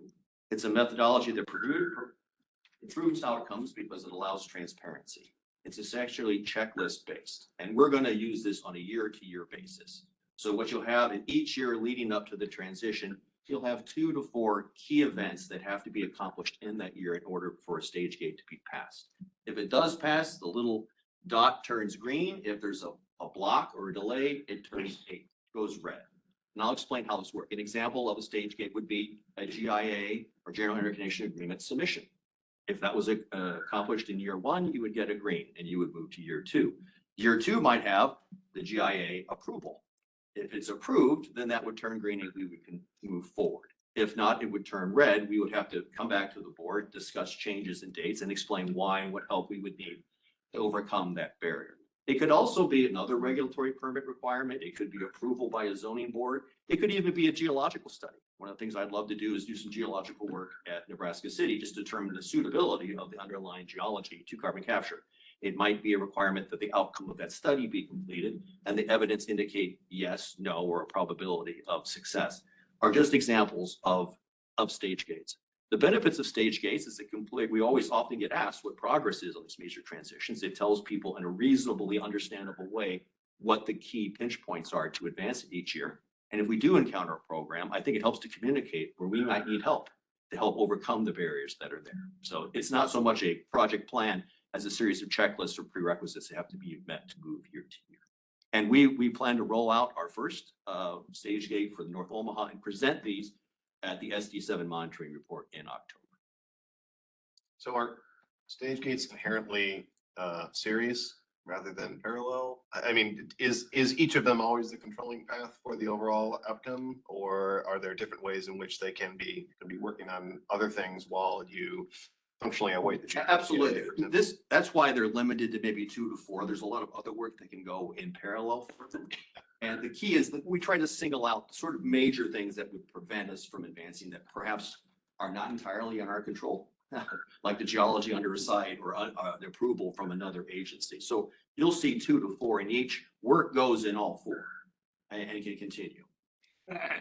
That's a great question. I think I'll emphasize the comment you made, which is this is not a project management view where you can say, hey, is this a serial, linear, or parallel? This is not to be interpreted as that.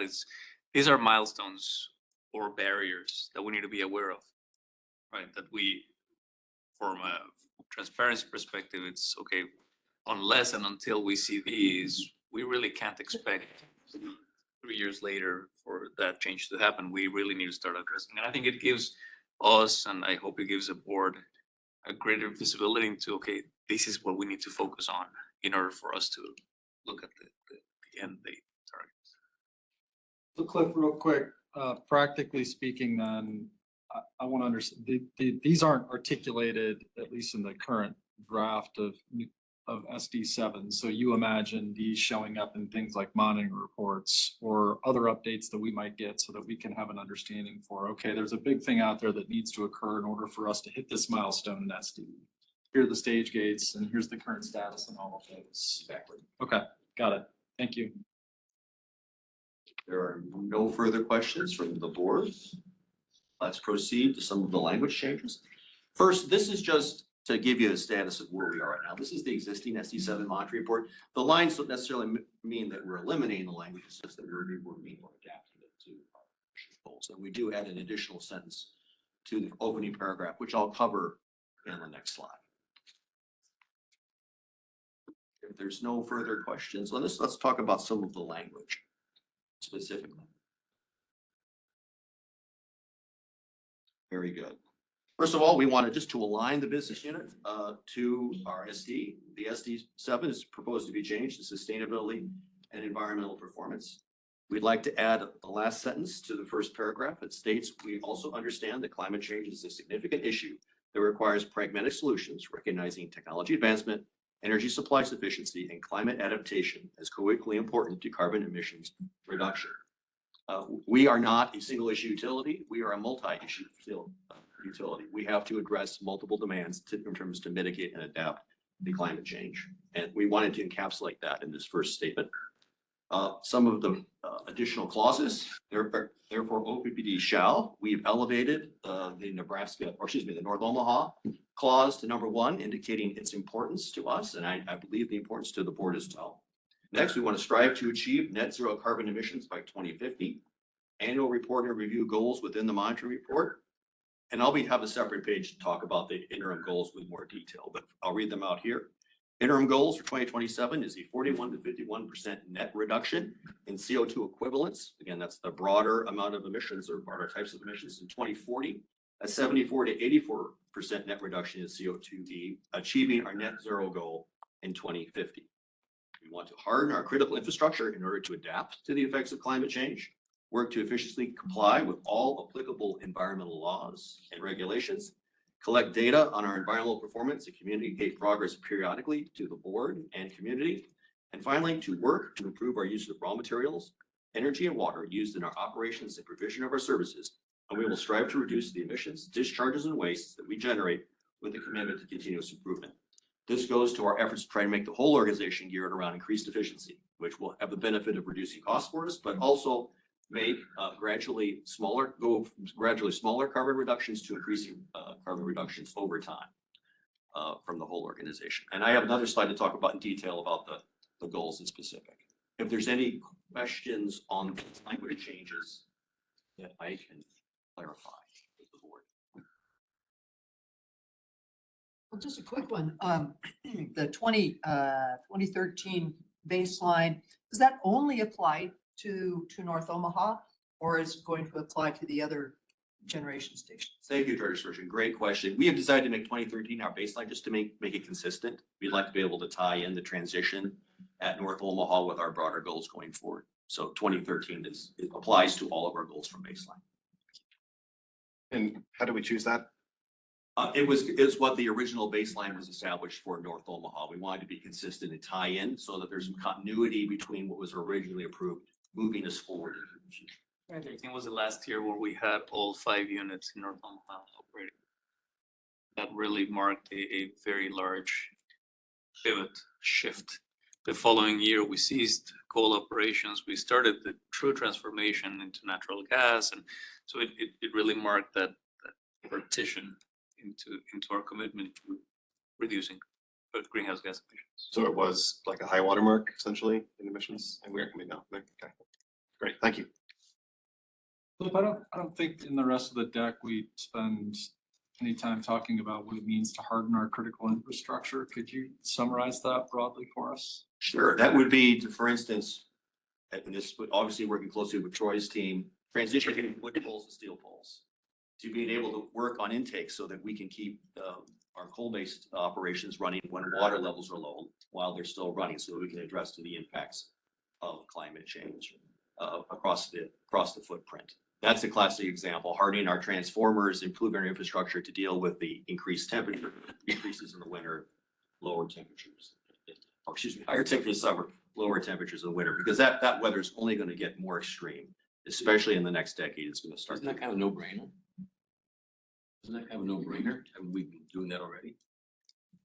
We certainly have had a process of improving our infrastructure over time. We're hoping to accelerate that and help us meet the increased changes in weather and impact that we have. I think it's acknowledging, right, that we are experiencing more extreme conditions. And as much as we are committed to mitigating the effects of climate change by lowering greenhouse gas emissions, we also have to make investments to withstand the climate conditions we have, the deep low temperatures, the -42 degrees, the no water on the river. Climate change is already here on us, and it's already affecting the way in which we're operating. So how do we harden? At the same time as how do we lower emissions to mitigate even further deterioration? So it's acknowledging that reality we're in. And much of our equipment in the past may have been meant to work at -20 degrees Fahrenheit versus should be made to harden or operate at -30 or some 40 or a lower level, so that we're prepared for those extremes. Addressing the bullet above that, the strive to achieve net zero by 2050. As we move toward that now, we realize there's some days we're going to take big steps. Some days, small steps or no steps at all. It's just kind of, it certainly won't be a steady, consistent process. No way it can't be. I understand that. By adding these additional interim goals, a little bit closer together than 2050, obviously. Does that put staff in a difficult position to possibly be faced with the dilemma of reaching those goals at the same time of possibly having to sacrifice financially or sacrifice good security? Yeah, that's a great question, Director Kavanaugh. And I would say not necessarily. And I'll give you another example, just from an SD perspective. There have been many years, not many, but there have been a few years where we haven't hit our financial targets. For a really long period of time, the board asked us to be at least 20% below the regional average. That has been changed since, but there were many years where we were not below sub 20% of regional average. And we talked about the progress we were making, and we didn't meet that threshold. And good conversation of why we didn't. Eventually, we lowered that to a more feasible or more achievable target, and that's where we are today. There have been times when we haven't been top quartile of customer satisfaction or reliability. For a number of years, we were not in compliance with SD12 on technology and security. So I take some comfort in that the board is giving us direction where we want to be. We always strive to meet all the targets, but there have been times when we haven't met it. The proposal here has a range of percent reductions of net zero, so that gives us some flexibility to figure out, okay, we think we can be within that range. We believe that there's a very high probability that we will be within that range. And if we're not, we will have an opportunity through the stage gate process to talk about why we may not be able to hit that target, or we may be able to hit that target earlier. And ultimately, and I think the point that I was trying to make here is that this is something that I have an opportunity to discuss with the board. Right?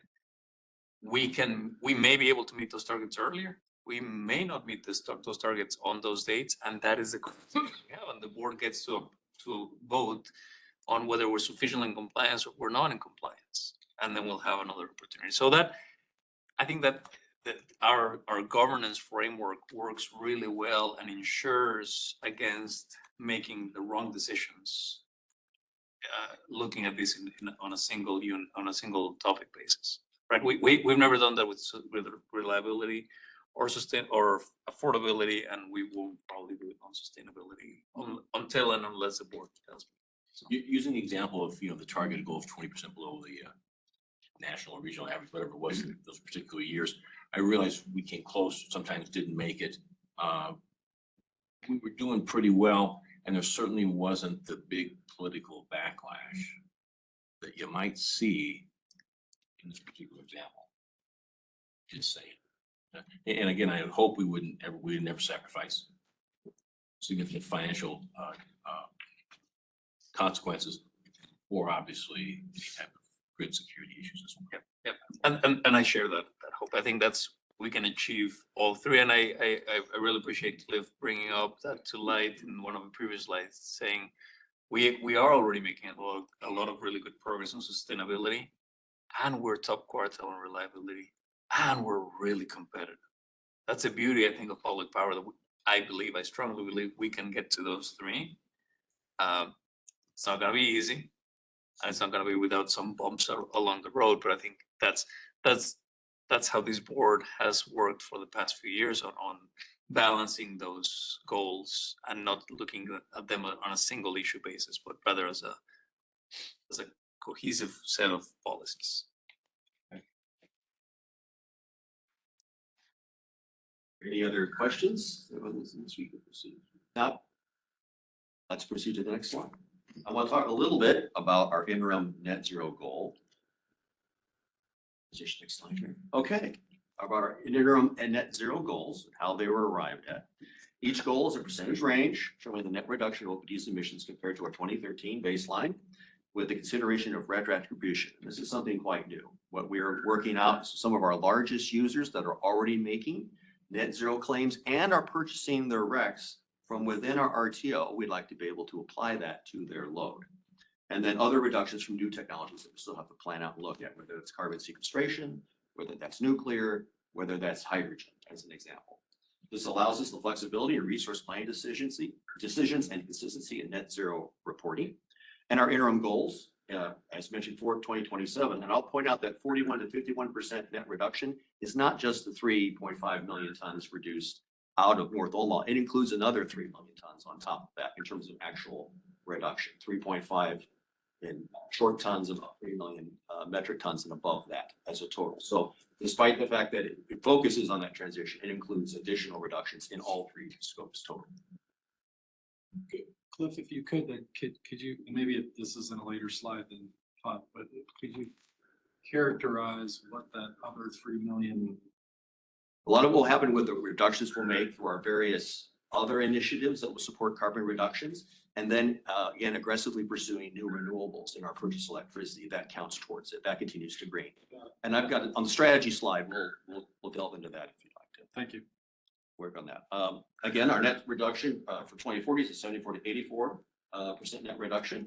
And that includes approved generation and the NC1 transition. And of course, that achieving 2050. Our goal is based on a 5% band above or below the new target. That's being done to give us the flexibility to address weather events or other contingencies that might cause us to be a little bit above or a little bit below the target number. We're moving to more power sources like wind and solar. We have to be a little bit more flexible in targeting. That's why we decided to select a specific range. Are there any questions that I can answer regarding this slide? Just quickly, and I think that this is important for context on 2040 and NC1. It's 2040, still 16 years from now, but it's important for us to start talking about that. Nebraska City Unit 1, around that time, is going to be about the same age as North Omaha 4 and 5 are today. I think this is also very important in terms of going back to Director Kavanagh's point of reliability and affordability. This is a transition that would allow us to start looking at the stage gates. What do we need to start planning on today? Not only because of greenhouse gas reduction, which is the main focus of this policy, but it also makes sense because we will be nearing the time in the life of that unit where we would have to look at some alternatives as the unit ages and reaches that stage of change. So it wouldn't be necessarily unprecedented. It's something that we're already seeing. It's the same time frame around the same time frame we saw when we converted North Omaha units 1, 2, and 3, and what we're looking at 4 and 5. So I think that's important context here to, you know, to share that we are looking at significantly reducing our greenhouse gas emissions and keeping an eye on reliability and affordability. It matches what we've done in the past now. Can we do it faster? I think this is where the stage gates will come in and figure out what is it that we need to do, focus on if we can do it faster. Thank you, Javier. Clarification on the 2040 line, it says full build out of approved generation. Can you clarify what that means? Yeah, that's a full bill of the planned generation that needs to be built out at that point. So just telling you, inclusive of new generation, these goals include the advent of additional new generation, not just the old generation. It's the near-term generation stuff we approved last year, right? Plus power through, it's everything we're working on, right? Yes, correct. That's exactly what it is. Does that anticipate any additional new generation on top of what has been approved so far? Our plan went with what was currently approved for introduction. So no, not yet on this one, but I think to your point, the next 5 years, we may need to do something different, and that would, this framework would allow us to then introduce that, you know, if there's additional generation that we need to build because there's load growth, this framework allows us to really work there and integrate additional generation. And if a vast majority of that is renewable, then it fits into the CO2E metric, and it allows us to continue to move forward. This is the flexibility that we need to manage growing loads and demands for the community. So as we all know, we have an obligation. So we try to build that flexibility into the plan. Still have achievable and I think aggressive targets. Thank you. I just want to thread on that just a little bit. So everything that we've approved since 2019 is really there in support of new load growth, not replacement for fossil burning existing generation. Is that, am I not thinking about that correctly? Not necessarily. So the big part of the generation that was approved in 2019, Standing Bear Lake Station and Turtle Creek Station, a big portion of that was to acknowledge the retirement of North Omaha 1, 2, and 3. Okay. Are coming off. So Thank you. that was that. Now, what the board approved last year, the majority of that is for new load. All right, thank you for connecting the dots. I always forget that disconnect between those. That, thank you. A big portion of power purpose is also new load. Right. But it's both. And as we do move on, we do have provisions for new technology that will address new load towards the end of our target goals. So in the 2040 range there, the 74 to 84, is 84 that high mark, making the assumption that NC1 is transitioned, like it's the both of that parenthesis. Yes. And then is the 74% just the full build out of approved generation? Like, is that where that range comes from, or?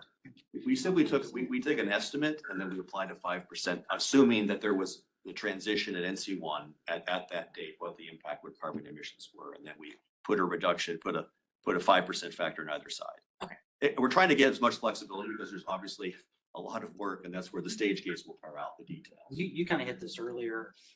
Even if you have the same portfolio from one year to another based upon weather, low wind years, lower sun wind years, things of that nature, and we see that over time, if they're not consistent, you have to have a little bit of flexibility just based upon the weather that you have for that given time.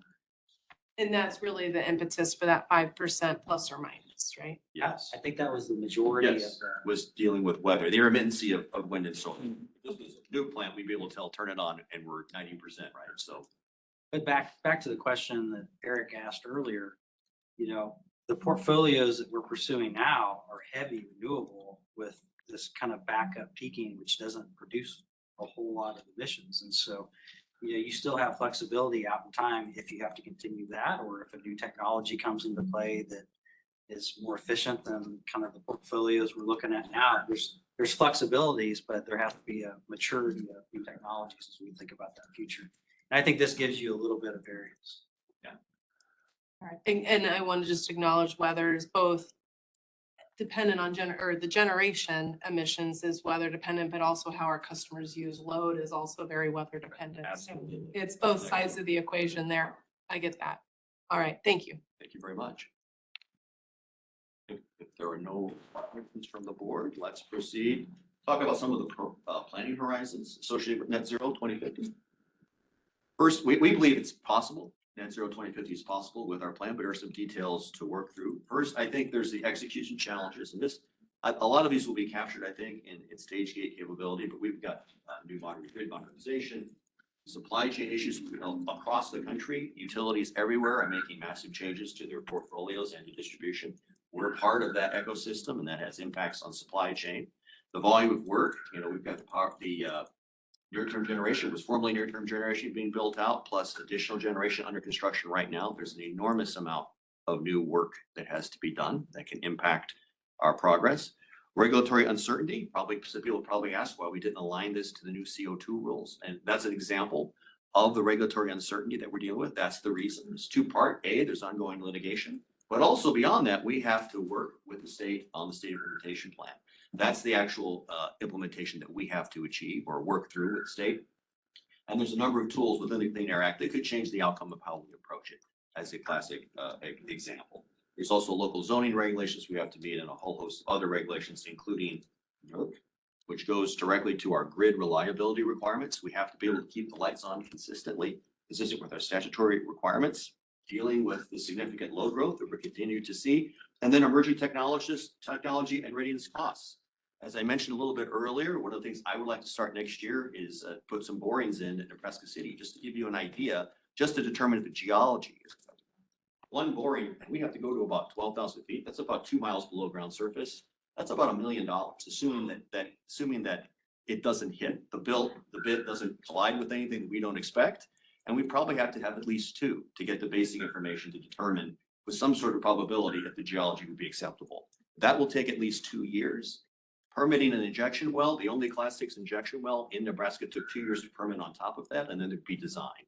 I'm not saying that because I'm against carbon sequestration. I want to do this to prove out so that we can make some progress in this area. Just to give you an idea of the enormous amount of costs and the amount of research that has to be done to prove out some of these new technologies.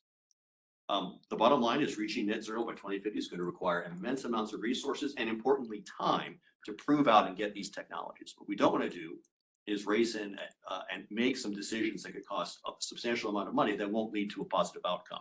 So, and some of these are very much cutting edge technologies, whether it's carbon capture, whether it's small modular nuclear reactors, whether it's green hydrogen, we get a benefit by being thoughtful and getting it right the first time. And then we'll need adequate time to work this through. I think that's the key portion regarding the planning horizon. But I'm pretty optimistic about this plan. I think if we continue to move forward, we have a really solid opportunity to hit net zero 2050. A fantastic job of highlighting why public power can successfully juggle all of the requirements essential to our customers and to the climate, including pricing, reliability, and our ability to mitigate our carbon emissions over this time frame. And if I may, and I'll bring everything back again to the whole mission of OPPD. Everything we do requires significant amount of resources, and this is no difference, right? Keeping the lights on, keeping reliability, satisfying our customer expectations, it requires a significant amount of resource. I mean, this is the same. It's not easy. It will not be easy. It's not easy doing anything in the utility. What I like about the approach that Cliff is describing here is it's pragmatic. We're looking at what we know, what we don't know, what flexibility we may need. How do we change? How do we pivot? And acknowledging that none of it is easy. If it were easy, we would have done it a long time ago. But it's certainly a direction that we have from the board, very clear to us. This is our how do we hone in a little bit more with that lens? Now we're going into years and metrics, interim metrics that we've been talking about for a while. This is how it, at least the proposal is shaping up for those interim metrics. Thank you, Javier. If there are no further questions on this slide, let's talk a little bit about our strategy for our continuous improvement, which I think is a good way of showing how these integrate across the different scopes. And just to refresh everyone, and maybe people online that may not remember, scope 1, our vehicle fleet and our generation fleet. Scope 2, the electricity we consume plus line loss, that is consume in our own lights and equipment. Scope 3, mainly our purchase power, but also some of our fuels, our waste, business travel, and then how our energy is used downstream. Just on scope 1, we're going to focus on major transitions using the stage process for NC 1, 2, and North Omaha. For in 2027 to 35, focus on feasibility studies and technology advancement. And actually, we're going to start working on that a little bit early, hopefully next year. Leverage our operational goals in our vehicle fleet and other scope 1 sources, working hard with our green teams to find ways to make our operations more carbon efficient across the business. Under scope 2, we're going to focus on the footprint's core and shell operation. The core is the products within our buildings or the equipment within our buildings that makes the electrons. The shell is the cover. It's the roof, it's the walls, it's the HVAC, it's the insulation. And then we want to bring together the expertise of our continuous improvement teams, leverage that with our green teams to find new opportunities. And finally, for scope 3, aggressively pursue new renewable generation to reduce the carbon intensity of our purchased electricity and to reduce the need, which also will reduce the need to utilize our dispatchable resources, supporting scope 1. And we'll also look to work with our partners in customer service to build out and do solar projects and other load reduction projects that help support resource adequacy across our footprint as well. We're going to leverage REC acquisitions to help fund a lot of the scope 1, 2, and in some cases scope 3. Initially, it'll focus mostly on efficiency. It's my hope that as REC sales increase, as we move into the next portions of REC sales, perhaps we could yield 50, 70, 80 million a year. That would be my dream, and start driving that money towards new renewable generation, whether inside our district or out. Attributing RECs from partners, large load bearers that have made verifiable net zero commitments and have achieved them and are utilizing consistent with the 24/7 power plan. RECs generated from within our RTO, and then build out additional renewables to positively impact our scope 1 emissions. So just the slide was just intended to show how all of this ties together as an overall holistic view to tackle all of our emissions, all of our impacted emissions across the footprint for all 3 scopes. Cliff, I'll ask about the scope 1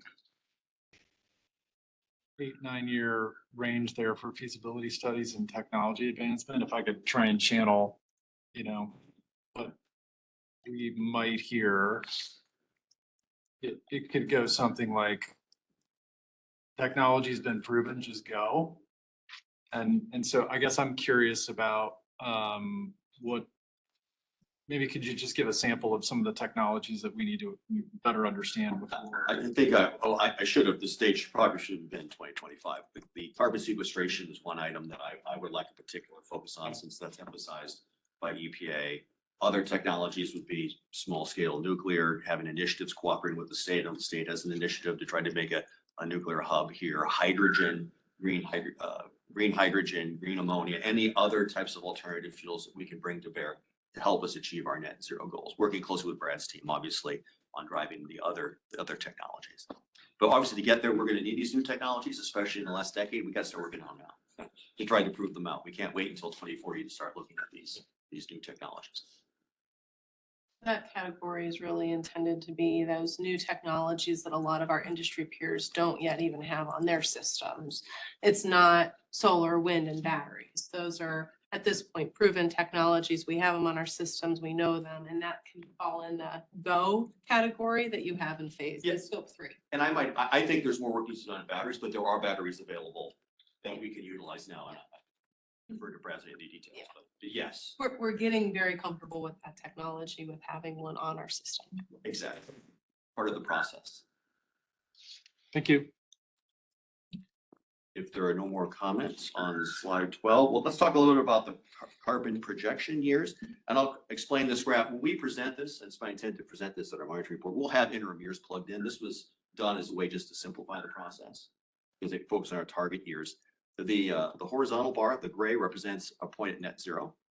The orange bars above represent our scope 1 emissions. The small yellow bar you can barely see is our scope 2. Our scope 3 is the blue bar at the top. At the bottom, you have the green attributable RECs, that's deducted from scope 3. And then you have the light tan or brown bar in 2050 that reflects new technology. And that increases in a period of time ahead of that, which you would see on an interim year basis. The assumptions behind this, it require an additional 1.5 gigawatts of dispatchable energy based on the near-term generations included in this, and the retirement transition of North Omaha by 2027, and consistent with the goals NC1 at 2040 and NC2 in 2050. And as was mentioned by Javier, the reasons for selecting those dates are likely tied to the normal lifespan of those particular large assets, NC1 and NC2.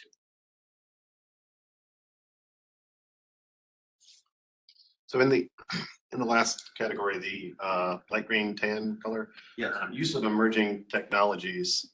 Can you elaborate a little bit on that? Because the orange bar on scope 1 generation, if we additionally use, for example, hydrogen or small modular nuclear reactors and continue the emissions at the existing facilities, use of a clean technology does not negate the emissions from another source. Can you help me understand how those do balance out by the way that 2050 reflects a balancing between above the line and below the line? Well, the new technology will simply largely supersede or replace where possible carbon generation. Going out to 2050 is a long play. This was more to illustrate that it balances out. As we move forward into the future and we get some traction on some of these new technologies, we can revise the plan to reflect. We could potentially be nearly zero if we can get the right technology in place. That new technology it has a potential of eliminating the orange. We don't know. I think what we're showing here is that we will be within that striking distance of achieving at the very least net zero. Right.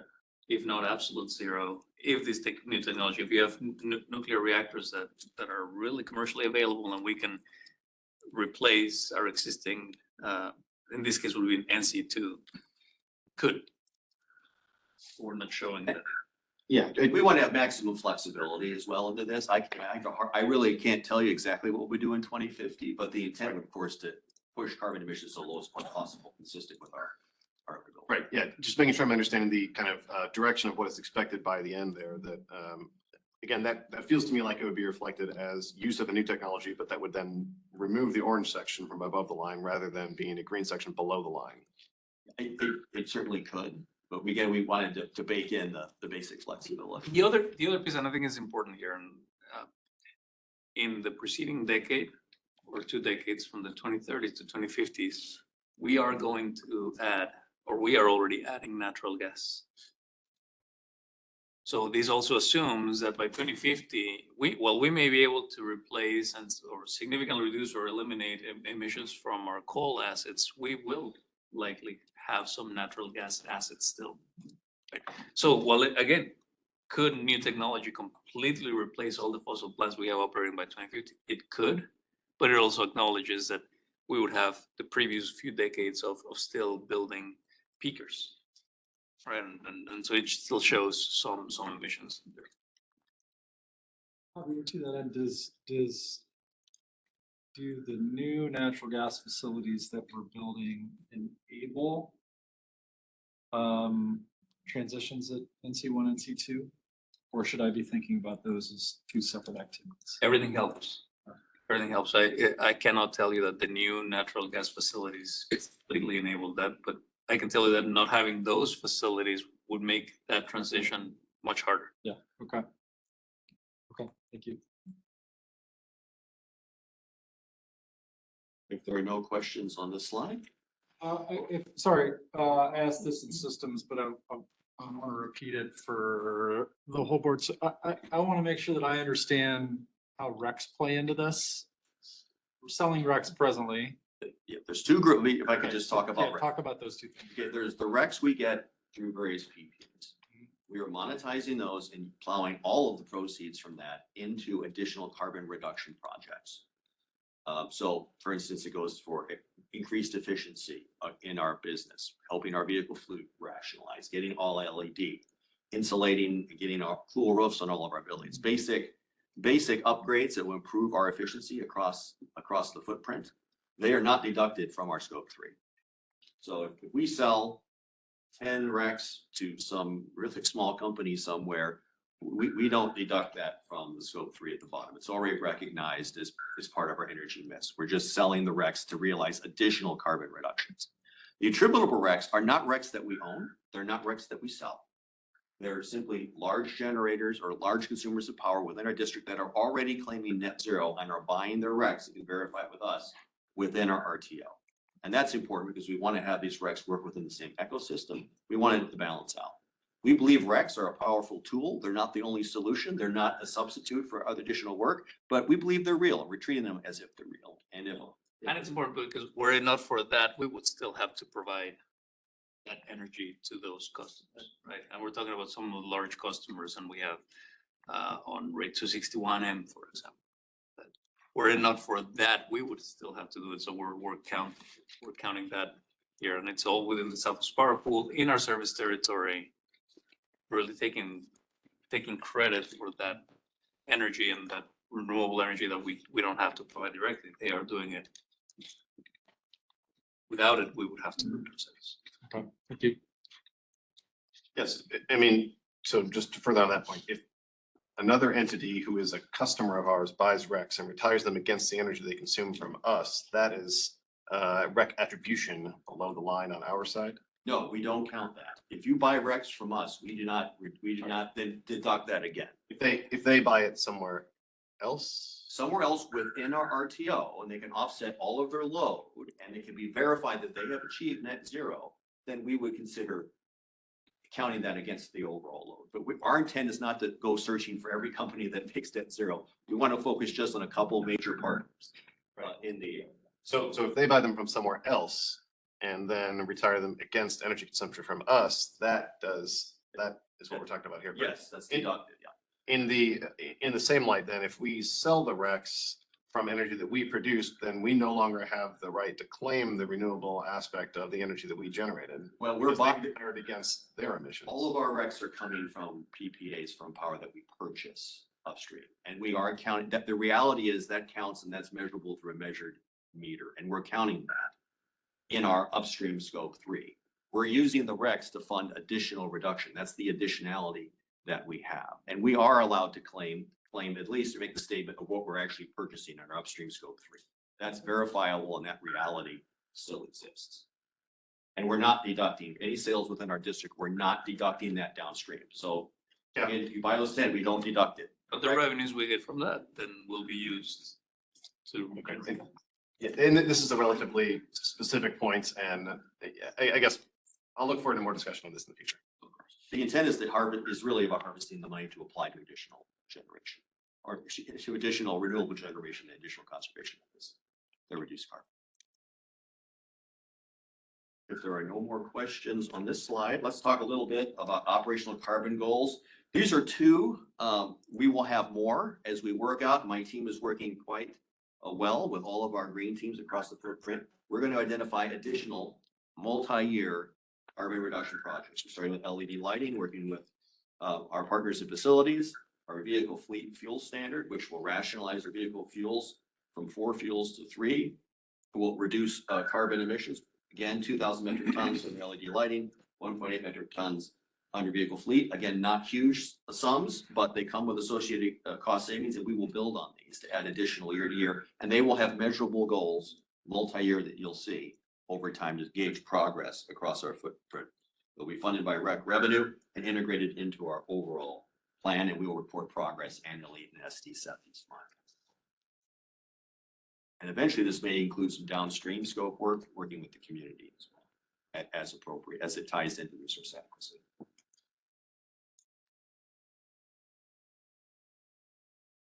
If there are no questions on this item, let's talk a little bit about SD7, just what to expect. We're going to focus on individual goals and supporting initiatives around all 3 scopes.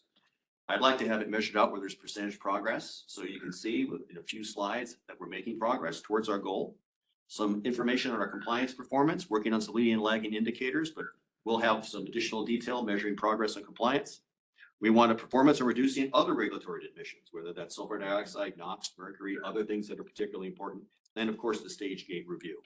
And we're appropriate some progress with the green teams and other groups within OPPD that are working to improving the environment and their work driving towards these goals. No questions on that. Let's go over to key reflections. You know, for us, our net zero by 2050 is our North Star. We're moving towards it. Net zero 2050 was the inspiration for our Power in the Future 2050. I think I'm proud to be in an organization that's all aligned and moving in the right direction, that's thinking about the long-term goals. I think that's something that makes public power special. And I think some of the results that we've seen in terms of reliability and cost and environmental performance are all tied to that kind of visionary leadership as developed and set forth by the board and is supported by the professional staff. To get there, at this point, what we need is achievable, well-evaluated, and measurable interim goals. I mean, some great work's been done at Stanford lately, looking at Fortune 500 companies that are doing carbon reductions. The ones that have long-term stretch goals, but measurable, achievable goals in interim seem to have the most success in actually reducing their carbon footprint. And I think the best way to reduce carbon emissions is to start reducing the carbon emissions. And we've tried to do that from the first day here and above and beyond what we've already been doing traditionally to tackle the situation, the serious issue of climate change. This effort is going to require time and resources to evaluate the feasibility of multiple technologies and regulatory requirements. And it's important that we be thoughtful and measured, and where we come to a roadblock, we communicate that with our stakeholders and with the board so we can work together to overcome these roadblocks to keep moving forward towards our net zero future. And we're going to use data. I'd like to have data lead the way to evaluate performance and support continuous overall. Those are my reflections. If there's no comments on that, I'd like to move to the next and I think final slide before I turn it over. This is, of course, the previous SD and the new SD with the suggested language. As Director Moody mentioned, this has to go back into committee, has to make some decisions about the next steps, timing, any revisions that may be needed.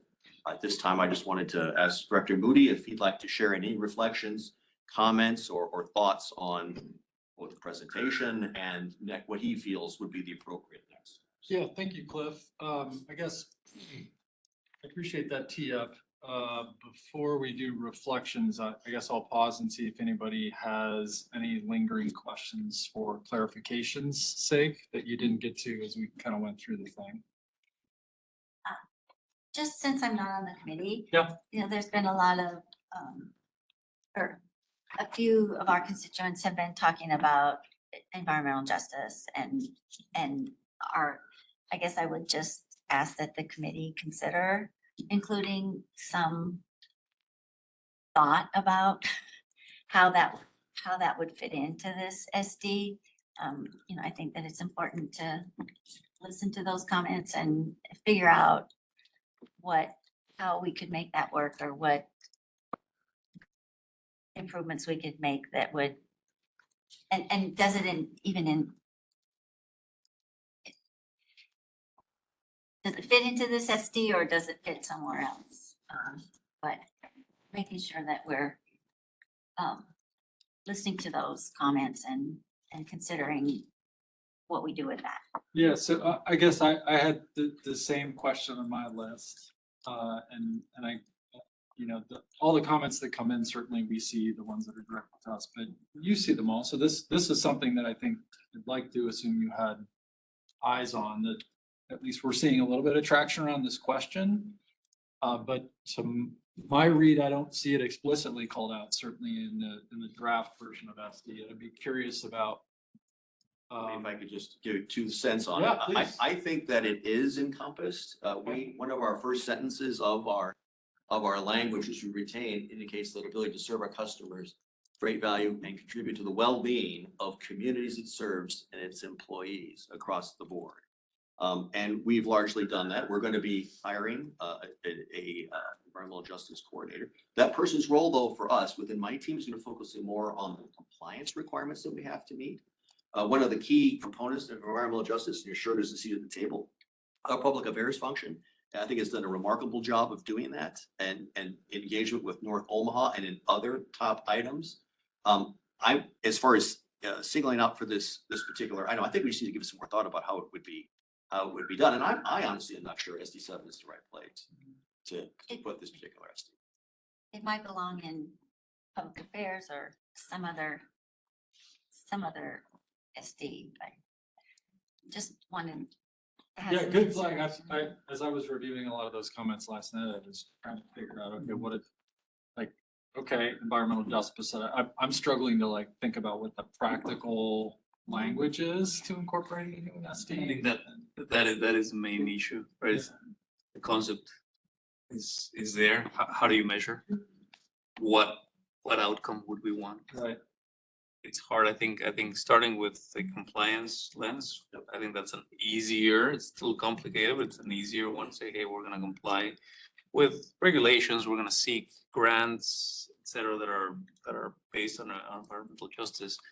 Not dismissing the concept, but it's nebulous. Yeah. And I think that's why it's hard for us to put in something in here that we don't know how to measure and how to forward to it. I think but happy to have It's a it. good comment. I think something the committee should wrestle with a little bit. Yeah. I agree that I hope the committee wrestles with this because compliance is different than environmental justice. There is sufficient evidence that proximity to fossil fuel generation leads to disproportionate impacts in some places, even if you are fully compliant with regulations. Those are not the same topic. And so I feel like this is worthy of additional discussion, and I would also support an evaluation of whether or not SD7 is the right place for some language that points in that direction. Something more specific than, I appreciate the recognition of contribute to the well-being of the communities it serves, but beyond that, there is another point that is more specific. And so I appreciate the committee take a look at that. Yeah. Complying again with all the relevant environmental laws and regulations. I don't think it would hurt to name the other gases that have health impacts on here, because that's something that many of people are very concerned about. And you know what they are. We know what they are. You know what we're trying to screen out. So to make that just very obvious, include that. Thank you, Director Spurgeon. We, under CO2E, that includes a suite of other emissions besides carbon, but also we're going to focus on some hazardous air pollutants as well, as I mentioned. And that's something definitely we'll look at. Thank you.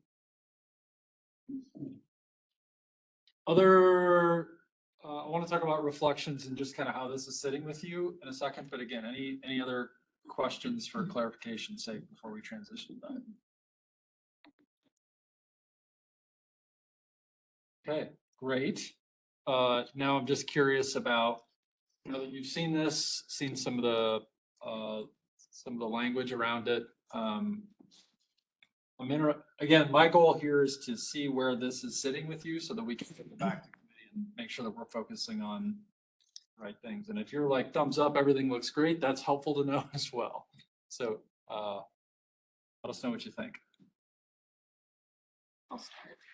So I'll just focus on interim goals in particular. I think the other elements, and we can work through language in the committee that might need to be adjusted to address some of the things we've already talked about. But on interim goals, I appreciate the range and I understand like the percentage ranges and how those were developed. I'm concerned that between 2027 and 2040, that's a long time. And I'm trying to also be mindful of some of the feedback we've received from our constituents. It feels that we need something at the 2035 mark. And I recognize, we talked before that this is not going to be a steady progression down. It is going to come in chunks. But it seems that we need something sooner than 2040 as the next like big chunk. So I recognize the alignment with the 2040 date and like service life of NC1. For NC2, I know that we have a contractual obligation through 2049. Let me say it right. I don't know of a contractual obligation to run NC1 through 2040, even though that matches up with the service life there. And so I would just push back on the organization of like, what is 2040 the right date for that? Is there something else that's sooner? What could that look like? I know that these are these are hard things, and there's not a one solution there, and it's so multifaceted. I'm just recognizing that the 16 years is, oh wait, that would be 13 years for the 2027, 16 years from now. That's, so it just feels, it feels a little long. That's all, Just that's kind of grating on me a little bit.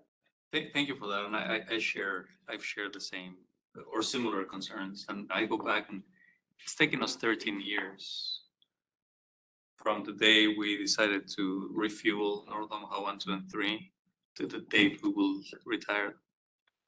Was 13 years, right? And you've seen, and that was without load growth. Yeah. So I feel what you're saying, and 13 years or 16 years might be too long. Can we do it faster? We want to do it faster, yes. I would just caution again, okay, this is a different environment. We have some tailwinds in that there's more technology, more advanced technology, et cetera. There's also more load. There's also a lot more pushback on siting of generation. So just a little bit of context there, that 13 to 16 years sounds like a long time, but that's about the time that it's taken us to get where we are. Yeah, to take the first step. If I could also add, you will not see nothing. In the interim, we'll of course be presenting the. Absolutely, and I recognize that. Yeah, that's just, I wanted to provide that feedback, but that date seems like a long time to make that next appreciable reduction. I think that I appreciate the strategy around RECs and the description you just provided of the two very different types of RECs. I would really like an opportunity, I think, in committee to talk a little bit more about that strategy with the context of, I know that SD sets the what and that you guys have to go execute the how to get there.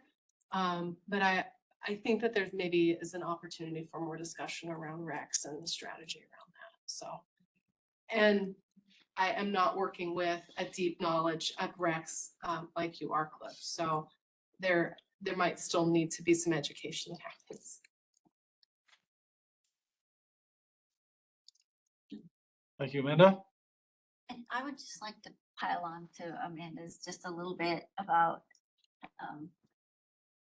2040 might be the operational end life of NC1, but if we talk about refueling rather than decommissioning, perhaps we could have a 2035 goal if we refuel rather than decommission the coal plant. So I guess I agree with Amanda that it seems like a long time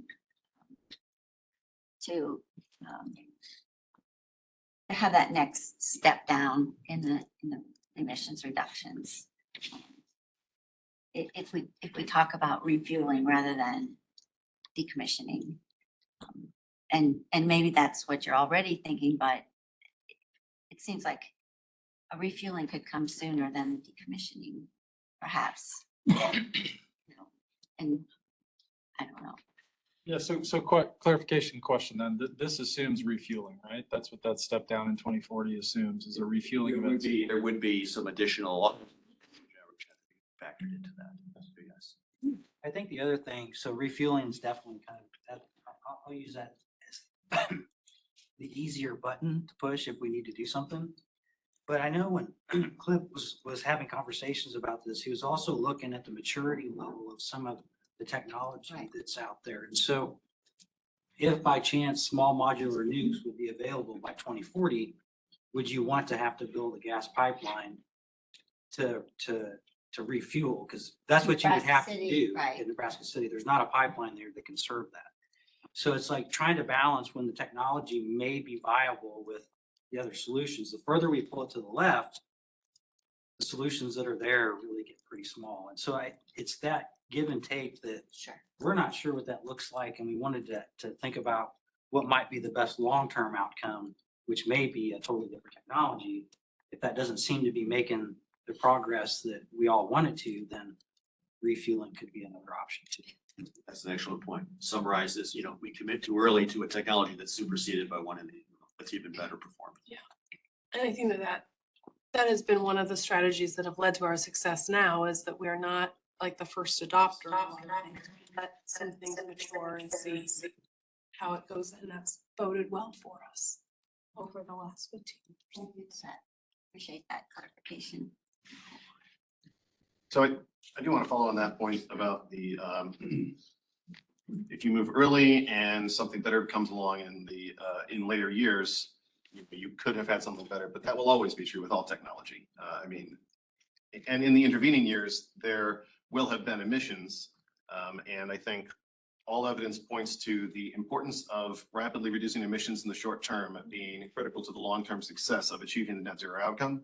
And so my point in the Finance Committee presentation here was that when we look at the accumulated emissions from now until 2050, that's not currently part of the metrics, but it was part of the decarbonization report. And each of the pathways that was identified in the decarb report did accumulate the projected total emissions between 2020, I think was the starting year, and 2050. And so on the moderated, linear, accelerated, and 2035 pathways, there were specific accumulated tons of carbon emissions. And so from the presentation here, if we project forward what we're looking at now, the accumulated emissions on the metrics that we have listed here is higher than the moderated or slowest path of decarbonization from the decarb report by a few tens of millions of tons. And I know that there are specifics that need to be worked out, but I think the point that I'm trying to make is that we say that if we wait longer, we might have something better, but there is a consequence in the intervening years of the emissions that are still created while we wait for something better in the longer term future. And I think that's something that isn't necessarily reflected here, but was discussed in 2019 when we set the original policy, in 2020 and 2021 when the decarb study was going on, reflected in the decarb oversight group report. So it's been discussed a number of times in the past. And so assuming that we get to the end outcome as the only mechanism of success, I think misses the consequence that has been well highlighted by others, that emissions in the 2020s and 2030s have compounding negative effects long-term that we need to consider when balancing, do we get to the outcome or not? That's not the only measurement. Emissions in the near term have more impact than emissions in the long term. And so if we wait until 2040 to make a transition to reduce emissions, that comes at the cost of the emissions that came before then. And I don't know how to translate that into potential additional language, but it was something that was included in the decarb report and something I provided in one of my preliminary comments, that the accumulated emissions, is that something we can consider? I don't know. It's a very difficult thing to project. It leaves a lot of uncertainty, but I think it's something that's important to monitor. And I've asked a couple times during SD7 monitoring reports in the past, do we have a projection on future accumulated carbon emissions by the end outcome? And this was a step toward delivering that for the first time in a future monitoring report when this policy update occurs, from my understanding of past discussions. So, is it something that's valid to be considered for inclusion in the language? Uncertain, but I think it does raise a question of, what is the impact at various times between now and 2050? Thank you for that, Dr. Williams, because that really, it resonates with me a lot. And I remember Director Molhoff made a comment back in 2019 when we approved Power with Purpose, and you were very clear about that. Like, hey, let's just get this done. The sooner we can eliminate whatever amount of CO2 is one less year of CO2 accumulation. Being a little selfish here as the CEO of the organization, one thing that I would ask the committee to consider in your deliberations and eventually the language, I would love to get some guidance. It might not necessarily be very clear, but some guidance on precisely these, right? Are we better off? Is there an appetite from the board to reduce emissions earlier, while we may not be able to eliminate them completely, but is there the trade-off between getting closer earlier as opposed to waiting until later and getting even more reductions? And I'll explain that. The trade-off between operating a coal unit today versus replacing that with a combined cycle engine, still burning fossil fuel, emitting half of the emissions. That's not getting us there. That's not reducing it significantly, but it can get us there earlier. Versus if I get a feedback from the board to say, no, we don't want that. We'd rather have you wait until you can really reduce it down to as zero as possible, but rather wait until we have that. Going back to Director Kavanagh's point of we're not going to compromise reliability. Well, there are so many levers, only so many levers that we can use, and I think these type of feedback would be really important for me, and I think for the team to say what is the appetite for. Let's do as much as we can as soon as we can, even if it results in us still emitting greenhouse gases, but at a significantly lower level. Or if that's not a route we want to go, and we would go shoot for the stars, but that means maybe we'll have to wait another decade or longer. I hope that makes sense, but I don't know. There are different opinions, and this is clarity that I would love for the board. That's great. And since I raised the idea, I hope a slight response there is okay. The highlight of when we discussed the refueling / retirement at North Omaha indicated something like a 90% reduction in emissions at North Omaha specifically from refueling coal to gas. And so a refueling at other facilities showing a significant reduction in emissions while maintaining the potential for the megawatts of capacity at those facilities. I think that's something I'd love to see explored because it achieves the near-term reduction while maintaining what we're looking for from those facilities, functionally the capacity. The balance against other resources that might be lower emitting compared to what we currently have, but would need to be new construction, I'm more hesitant about. And I would also like to see more of that discussion, but I'm not sure that the SD7 language will solve that problem, but I think it is something that, yes, we should have additional discussion about what is the preference. Refueling, I see as a great option because it's an existing asset that achieves lots of outcomes. New construction of new emitting assets is much more concerning for me. Right, and that's exactly the feedback, right? That's very concerning, and that'll be very important for us to take. And if that's concerning, then maybe the path is a slower path. To what extent there's appetite for new construction of new facilities, and just to remind you that refueling an existing facility like we have in North Omaha is not the preferred path. Those units won't be very efficient in the market. We'll make them work. They're peaking facilities. I'm talking about replacing baseload generation with another quasi baseload generation of a combined cycle. That could provide us a faster path. But the trade-off is you'll have a new asset emitting for a longer period of time. I heard your feedback right now very clear, but I don't know. I think this is feedback that I would like to get from the board. Okay. Those trade-offs. Noted. And so one of the struggles I've had was I thought there should be at least one more frequency of a goal, but was also trying to couple that with being fair to all the generation planning that's going on. I think it would be hugely helpful, and I don't know how big of an ask this is, so please let me know. But if as we're working towards this language in SD7, if there's something that can help shape our decision in what you just pointed out, that would give me a lot more comfort in saying, oh yeah, because I look at these more as like projections than goals, because we're projecting, hey, this is going to get refueled, this is going to be at the end of its contract, and that's kind of the concern I have with it. However, as you just put it, I think that would be really, really helpful. But is that a huge ask? What's a timeline? I think it is a huge ask based on the timeline we have, but I think to your point, eventually we'll have other opportunities in the future to talk about our next iteration of an IRP, which that'll be one. The other one is on the stage gating.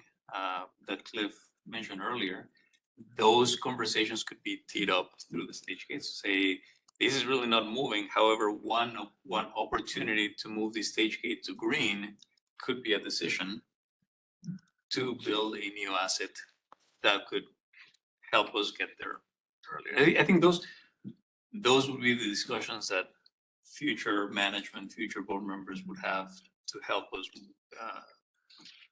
integrate this discussion.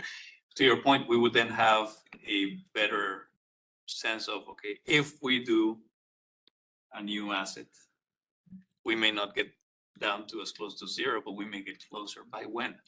The cumulative effect of emissions. Is that worth the trade-off? I don't know. But I think that's where we could, this framework, I think what I like about this framework is it would allow us to have these conversations in a more explicit way. So we're going to be talking about stage gates, what's getting in the way, and what could we do to remove that barrier. I don't think we have time in the next 2 months to run a full on. Yeah, sure.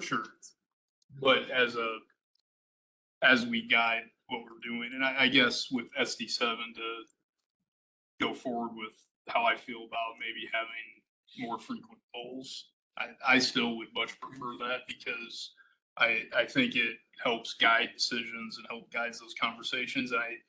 I can appreciate the stage gate approach, but it's not as concrete or in your face to me as I guess I would prefer it to be, just to force a conversation about how things are moving forward. But, and Sorry. well, and I just would add too, like if it is a stretch goal and we miss it, I think that's okay because we're stretching towards what we're working for.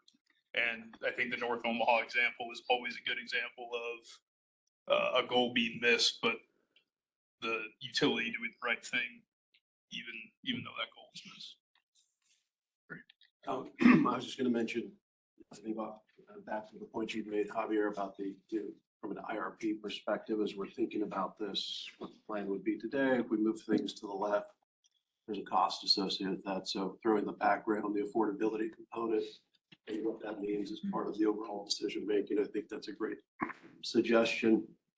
As we think about near-term generation, the rate impacts that have, a good portion of that's offset because we've got load growth. So if we're not moving any variable, but moving everything over to the left, that obviously has a financial impact associated with it, which obviously we want to make sure we're thinking through, not say that that's not insurmountable, but I think it's an important part of the conversation. As we talked about the impacts on Illinois, right? What's going on there? You've got a lot more restrictive states with restrictive obligations requiring the removal of fossil generation, ultimately, maybe not with the supportive of load growth. And that's where you start to see these significant impacts from a financial perspective. So we just keep that in the back of our mindset as we're thinking about adjusting to the left. There will be things that need to come into balance.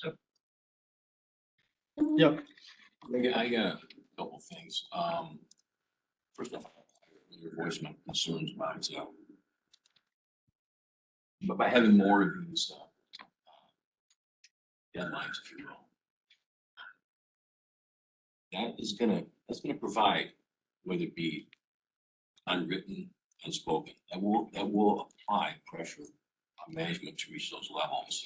Okay, and I'm sorry, it still impacts best decisions possible for the organization financially and grid wise. Couple more things. One, this is the sixth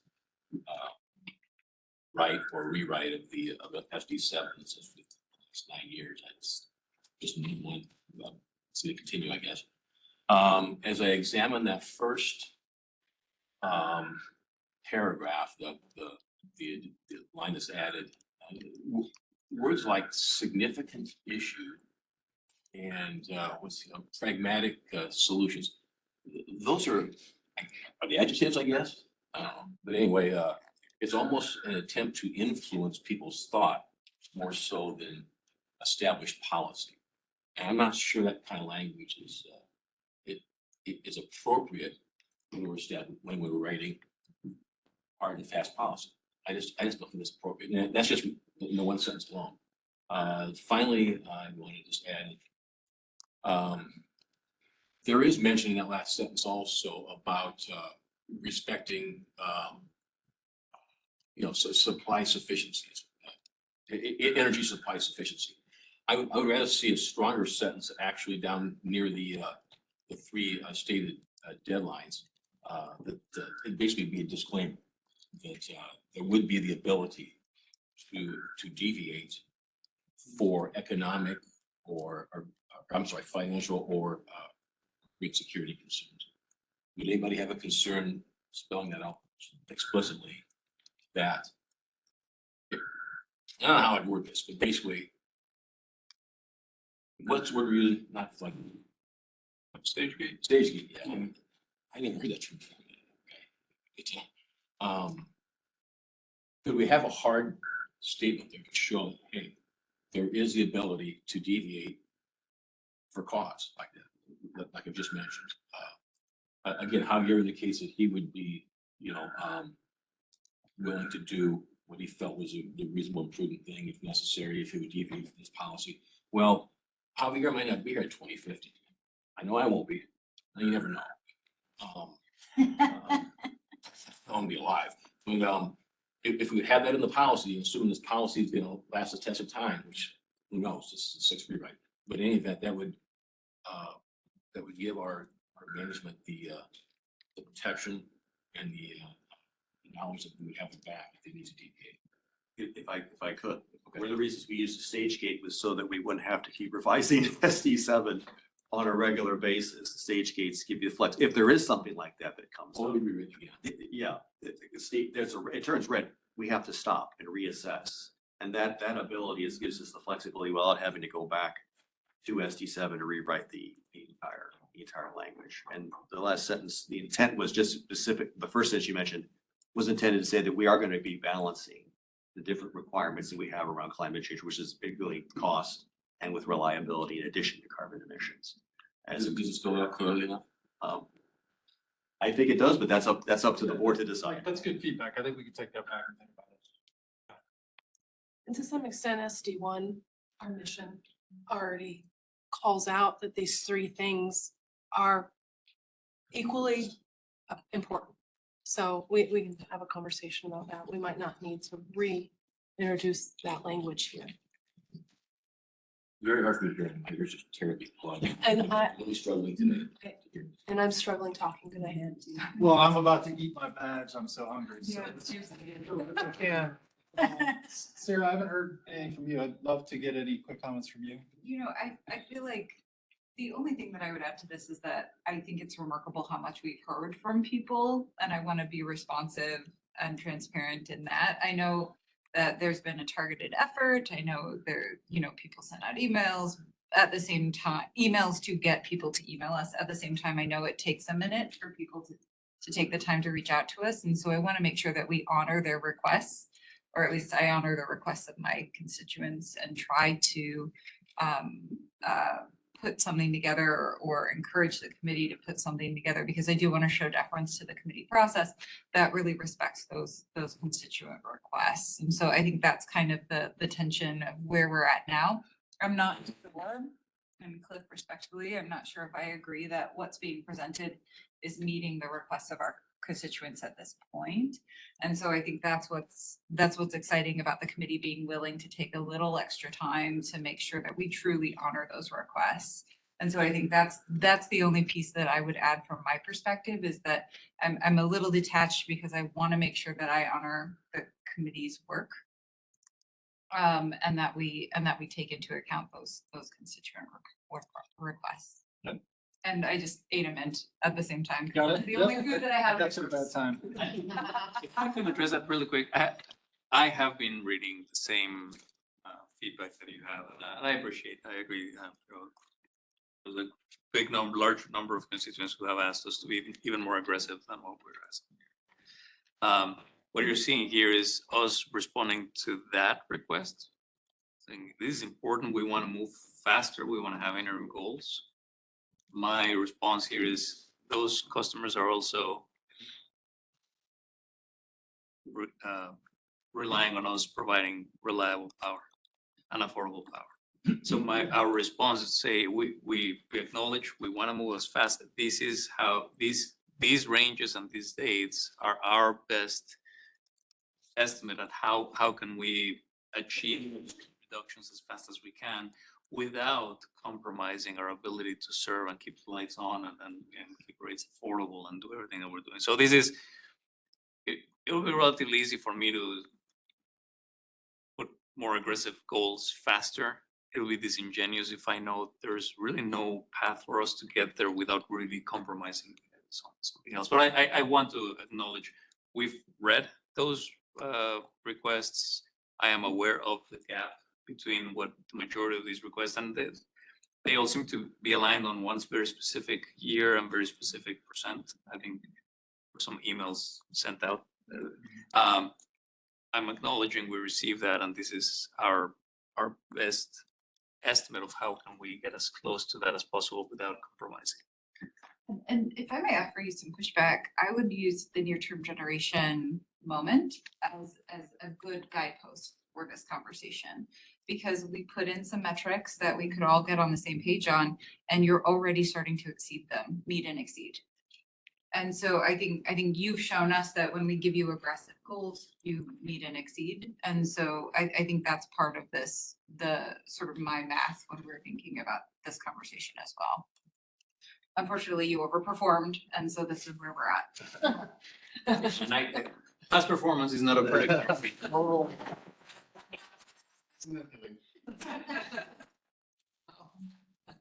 Thank you. Okay, Craig, That's goodwill buying. I issued a couple other things during the finance committee and promised I would transmit them by email. I was not able to do that while I was out of the country. So a couple other points that I had shared there that I would like the systems committee to also know about. In 21 and 22, when I was working at the systems committee, we began the process of outlining the idea of interim metrics. The first one was transition to be related to North Omaha Station, which I thought was great at the time. And I'm looking forward to seeing more metrics included now, specifically that help to lead our resource planning and outline what outcomes the board wants to see. And I think I have said that a number of times in 21, 22, and then since as we've worked on new broader metrics for SD7. And it feels as though what we've got now is metrics that are based on a accumulation of things that have already been decided and that we are just tallying up and outlining where we think things will be, rather than metrics that help to influence and guide where we want to be aspirationally and help to provide that outcome that the board would like to see. And so I hope that that can be a consideration of how we write those specific metrics, is that it would lead and influence resource planning and hopefully even push us to be more ambitious in our resource planning than what we might otherwise have done. Secondly, I should have commented about the EPA regulations, which I know we touched on earlier. I am interested or maybe concerned in the idea that we set policy that is not aligned with what has been finalized as EPA regulations. I'm aware that implementation is still to be finalized with the states and that we anticipate litigation, but I've shared comments in the past that I do not think that a litigation approach to compliance with future regulations is the only strategy that should be deployed. I think that the risk that those regulations become final and that we have planned for something different is significant. And I think that being more proactive in the way that we anticipate what will we do if the regulations are final as currently are implemented as currently finalized by the EPA, that would be different and faster than what's outlined here. I think along with that, I think there's an external consideration of where things have come in the industry broadly over the last 2 decades. Specifically, when you look at coal operations, the decline in coal over the last 20 years projected forward leads to an assumption of that industry no longer being, quite frankly, viable to support the remaining plants that continue to operate long-term. And those who are planning for long-term continued operations will end up without the support of an industry that has been available to support them in past decades. There won't be sufficient interest and quite frankly, resources available to continue as we have seen in the past. And so, I think that is a significant concern that if we move too slow, we end up as potentially a laggard in an industry that is rapidly declining. And that introduces significant financial and other instability to our future operations and planning. Lastly, we talked about new technologies. The way it's reflected in the metrics is mostly by 2050. And there was some reference to inverter technology for solar and wind and battery, but specifically with relation to batteries, that's not new technology. There were 7,800 megawatts of battery storage deployed in 2023. This is technology that's ready to go today. We will receive an update on our movement in that direction, but I think there are technologies that are more ready in the near term than what we have reflected in the metrics and when we might anticipate them. SMRs, carbon capture, hydrogen, yes, are longer term technologies, but there are other things that can be deployed in the near term, have been proven with great rigor through other utilities and other planning processes and public utility commissions and other locations, evaluating if those are ready to go. Distributed energy resources, energy storage at the utility scale, all those types of things. So I would encourage that we keep that in mind when we set those more near-term metrics, as Director Poor referenced. Something after 2027, but before 2040, might rely on using other technologies that are relatively new, but not untested, and that they can deliver significant results before we get to something like 2040 or 2050. So I know that was a lot very quickly, and I apologize because it was fast at the end here, but appreciate the consideration of those points as we look toward additional. Okay. I've got 8 pages of notes. I feel like there's plenty of content there from us to choose from. Any last comments before we wrap on this one? Have a big appendix. Yes. Or index at the bottom. Okay, this will go back to systems and we'll see what we can do. Thank you, Cliff. Much appreciated. All right, Eric, we're done. Great, thank you. That wraps the systems committee. We do have other business still on the agenda for today. First is the confirmation of the board meeting agenda. I'm talking quickly as we skip through slides. We have everything reflected here. Do any directors see any items on the list now that you would prefer to move from the consent action items to the board discussion action items list? I think 11 and 12 should be moved. Yeah. Okay. For clarification, that is corporate officer and CEO performance review and compensation adjustment. Yep. Any others? Are we good on the other remaining items consent agenda? Okay. Sounds good. Thanks very much. Review of board work plan is next. There we go. Do the chairs of any of the committees have any updates that need to be reflected in the board work plan here? Good. Okay. Anyone else have any updates? We're all good on things that are reflected here? Yes. Great. Perfect. And then we do have an information update on new generation and transmission. And I appreciate whoever will be presenting, sticking it out till the end, significantly beyond the agenda timeline. Here we go. Great. Thank you. Thank you, Cheryl.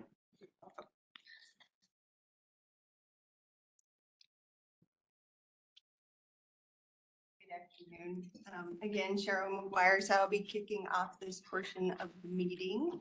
But new generation transmission update, you can go to the next slide. The agenda, Sandy Bear Lake Station and Turtle Creek Station updates, then solar, energy storage, and new generation updates and next steps. You can go to the next slide.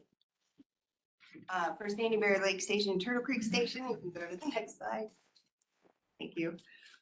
Just to add to the comments that Director Moody said earlier, there is lots of exciting activities and hard work that's going on between OPPD teams, contractors, and our vendors.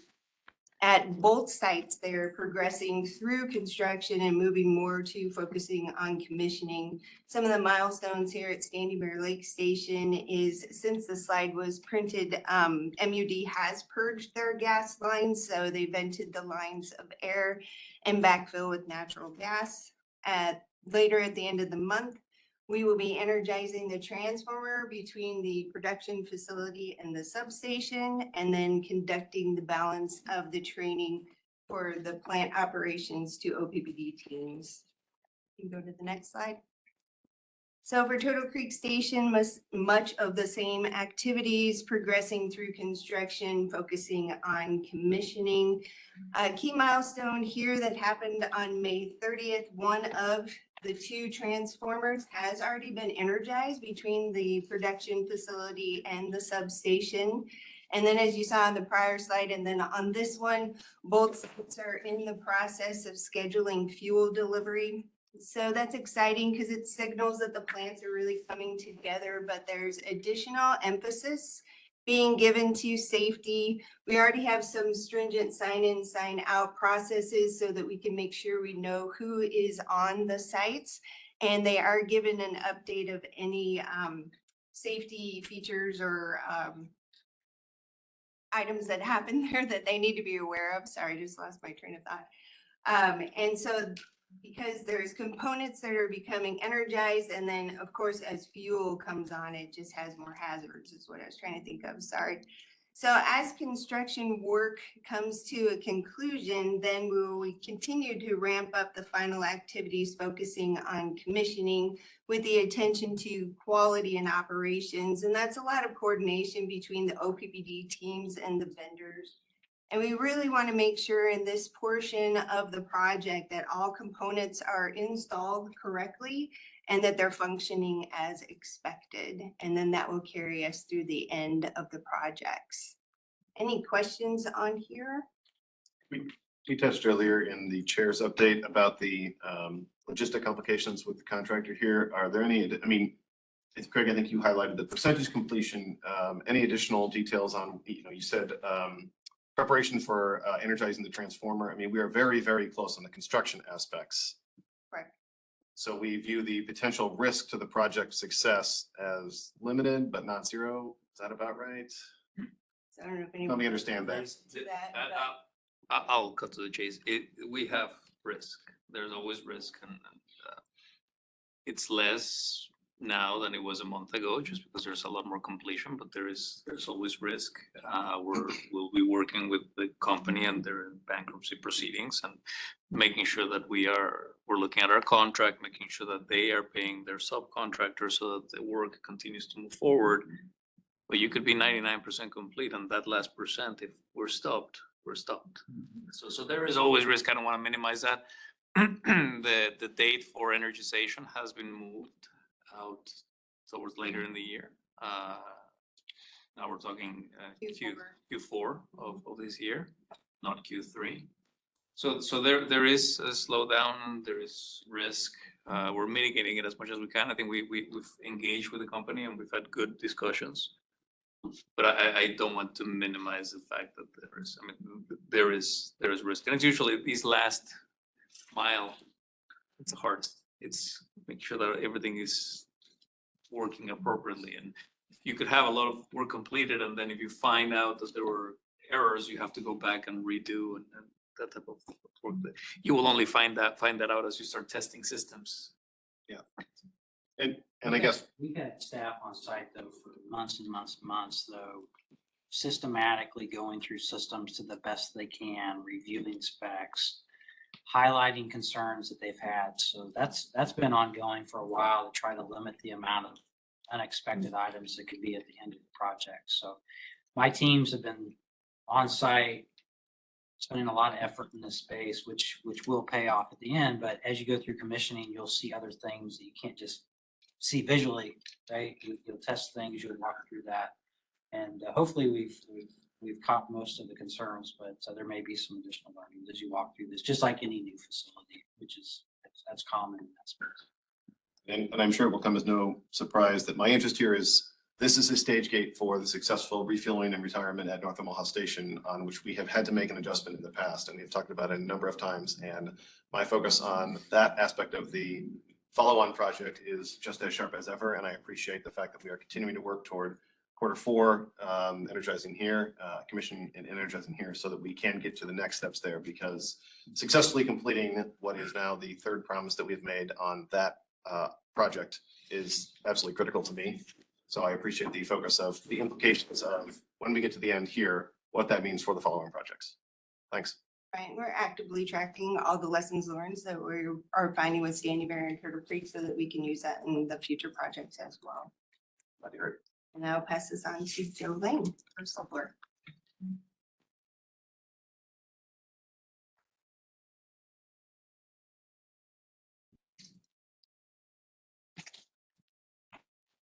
Good afternoon, everyone. Just to dive in on the solar update. Just a quick reminder, the Platteview Solar Project is an 80 megawatt solar project that came online in early May. And we currently are marketing the project, so it's in full operation mode at this point. We're working through with the contractor on construction closeout, punch lists, et cetera. We have the ribbon cutting that we're working to get scheduled for July. And the education kiosk was installed this week as well. Just want to provide a couple updates. So on the project itself, currently, I've got some messages coming in. The project is currently at 51.2. It's actually now 53 megawatts. So just give you a sense of what it's currently producing. It's very interesting watching it's a cloudy day today and the clouds thin and thicken. And so kind of seeing how it's bouncing around. It's been bouncing around from 45 to 55 to even as low as 35. So it's kind of in that range today. Next slide. On K Junction Solar, lots of help from many people on this project. I know Brooke is not currently in the room. It's Thomas here. There's just been a lot of effort on K Junction. Director Core and Director Molhoff were out there last night and testified. Javier, myself were out there, testified as well. Just a lot of support. So we have the current regulations are pretty onerous at this point, quite restrictive, and working with the county to get those to a point where we believe they're reasonable. Just generally speaking, we're still cautiously optimistic and working through that process with the county board. Next slide. The Solus landfill solar project, working with Douglas County. Douglas County has been a great project partner on this activity. They're very supportive, helping in any way they can. We did get a grant that, depending on the steps we take as we're in the feasibility study right now, but it could be up to almost 3.5 million that the NET would put toward the project. We're working on the feasibility study right now. Here we are in June, and by the end of June, we're hoping to wrap up the feasibility study and in essence, look at what we believe we can put for megawatts out there and some of the cost estimates, and then make a decision by the end of June whether to advance toward the RFP process. RFP process would look at contractors to help construct it if OPPD were own it, and developers to construct and own it. And so we can compare those costs side by side and what those ownership models look like. Just a reminder, the first project is on Platteview Solar, 81 megawatts. The next one, K Junction, we're pursuing up to 310 megawatts. This one is 10. Correct.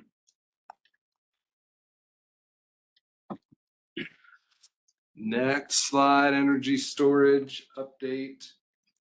Currently working through getting our feasibility study kicked off for the energy storage project. As you all recall, in August of last year, the board approved 125 megawatts of energy storage. So we're working on that feasibility study to look into that and what that looks like. In essence, in short, there's some kind of details here, just to give you a sense. The feasibility study will provide how many megawatts we can pursue, where we can pursue it, projected costs, estimated costs, and schedule, so we can line all those up. And we're working with our Burns and Mac strategic partner on those activities. They've been very, very helpful on that. We have projected next steps after the feasibility study, timeline for projected next steps. So feasibility study will again give us size, and then the schedule, we're anticipating getting that in Q4 of this year. That's what we're targeting, shooting. Good, thanks. There are lots of complexities, right? You've got a site that has coal pile units. It's not a huge site to start with. We just had a battery expert come in this week to talk about what they're seeing for spacing and risks and how to think about it as we start to build something like this out. So I just want to highlight, there's a lot of logistics that go into this, and it'll depend on the time frame of transition and when would we stop the coal and remedy the coal site. So there's a lot that goes into this. I just want to highlight that because I think some people think study, oh, that's something you can turn around pretty quick, but there's a lot of levers that you have to consider as you walk through this. Yeah, it's the cascade of activities, what we do with SBLS, TCS, when they come online, what we do with our battery storage when North Omaha can cease and kind of that lineup of activity, leveraging the interconnection with SPP. So it is have to organize and coordinate all those activities. Director Williams, you made a great comment earlier around, you had asked a question, is the totality of activities linear? And here, many of them are linear, even though we try and do as many contemporaneous as we can.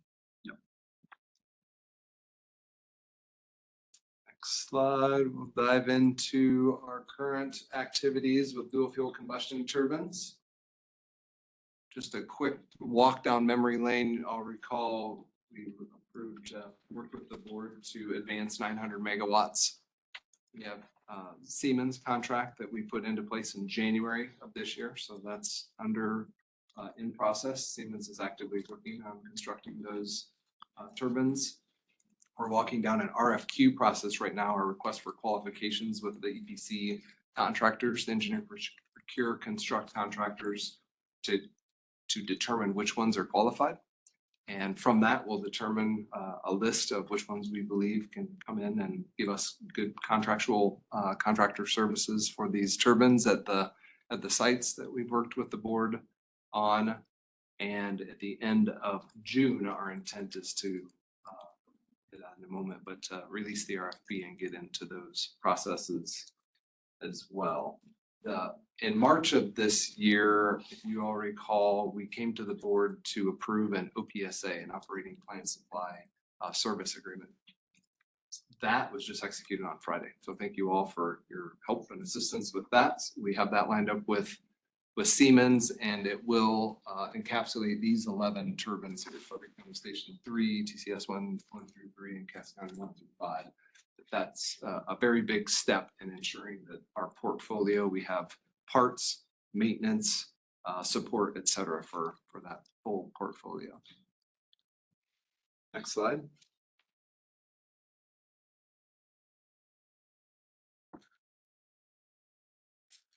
Intent is to float the request for proposals for EPC contractors the end of this month. So they'll be out for bid for several months. We're projecting about 3 months is what we're intending. So in September, we'll get bids back and negotiate bids and then enter into contracts the end of this year. That is huge.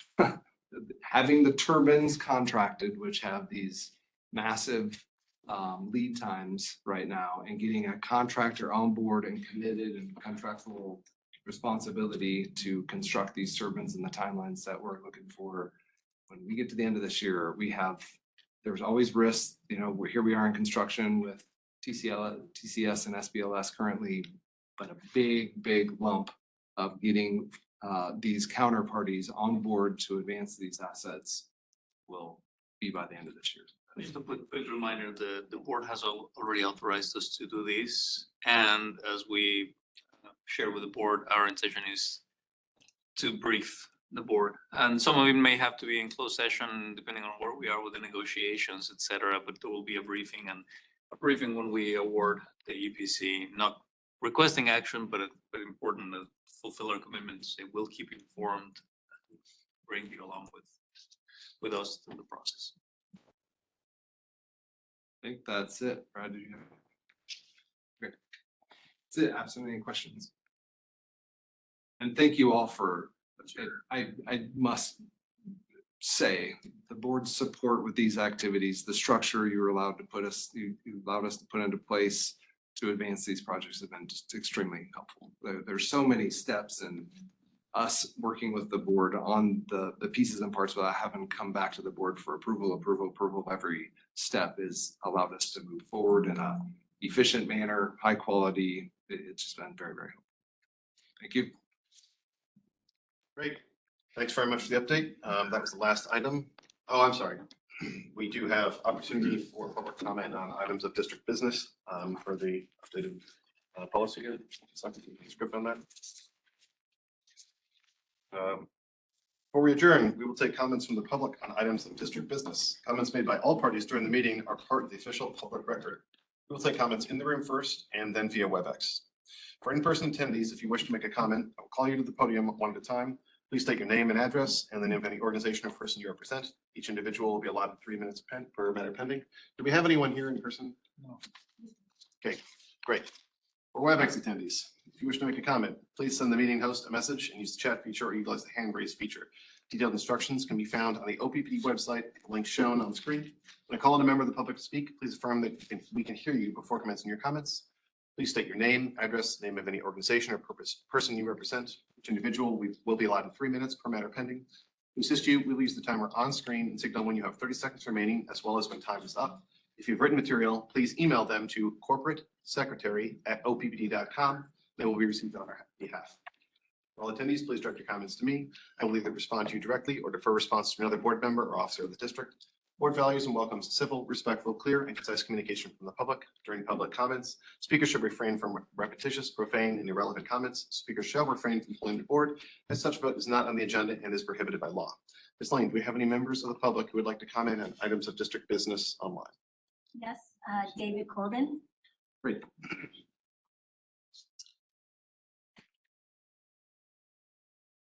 Can you hear me?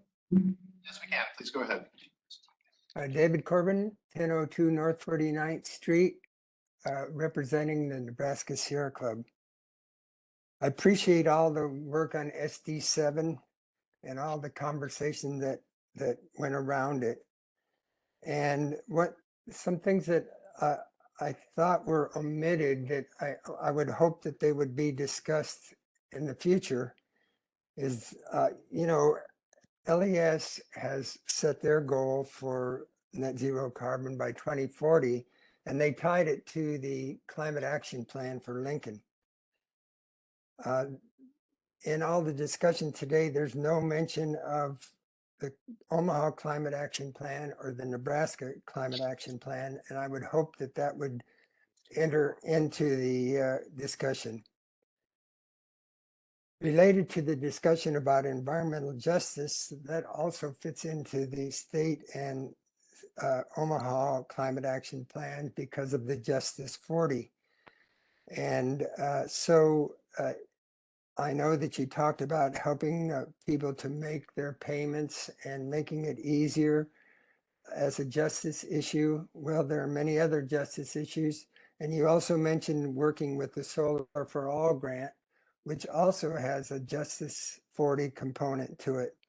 So I didn't hear the words energy efficiency. I didn't hear how, other than in your report about grants, I didn't hear in SD7, the working with the Solar for All grants and how important that can be to OPPD. And then finally, there's been a concern that I've had for some time, and it's on one of your documents on your webpage, and I don't know if it's still true or not, but it says that Nebraska City 2 plant, that you only use 50% of that and that you sell it to other utilities. If that's still so, then aren't they doing something about lowering their carbon emissions, and would those contracts still be valid? Thank you. Thank you. And I did hear a question there at the end. Perhaps we can find a way to get an answer. Nebraska City 2 percentage of operating. Yeah, so those contracts are still valid. They're purchase power agreements, and we have them with 7 other utilities. Most of them are in Nebraska, and they have the right to the energy that comes out of that facility. We own the entirety of Nebraska City Unit 2, but by contract we supply the power. About half of the power goes to those entities.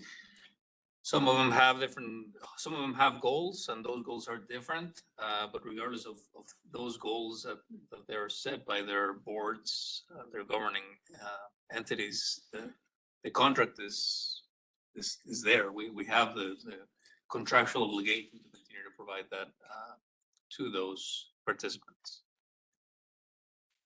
Great, thank you. Are there other members of the public with public comments today? No. Great, with that, that's the end of our agenda, and at 2:02, we are adjourned. Thanks, everyone.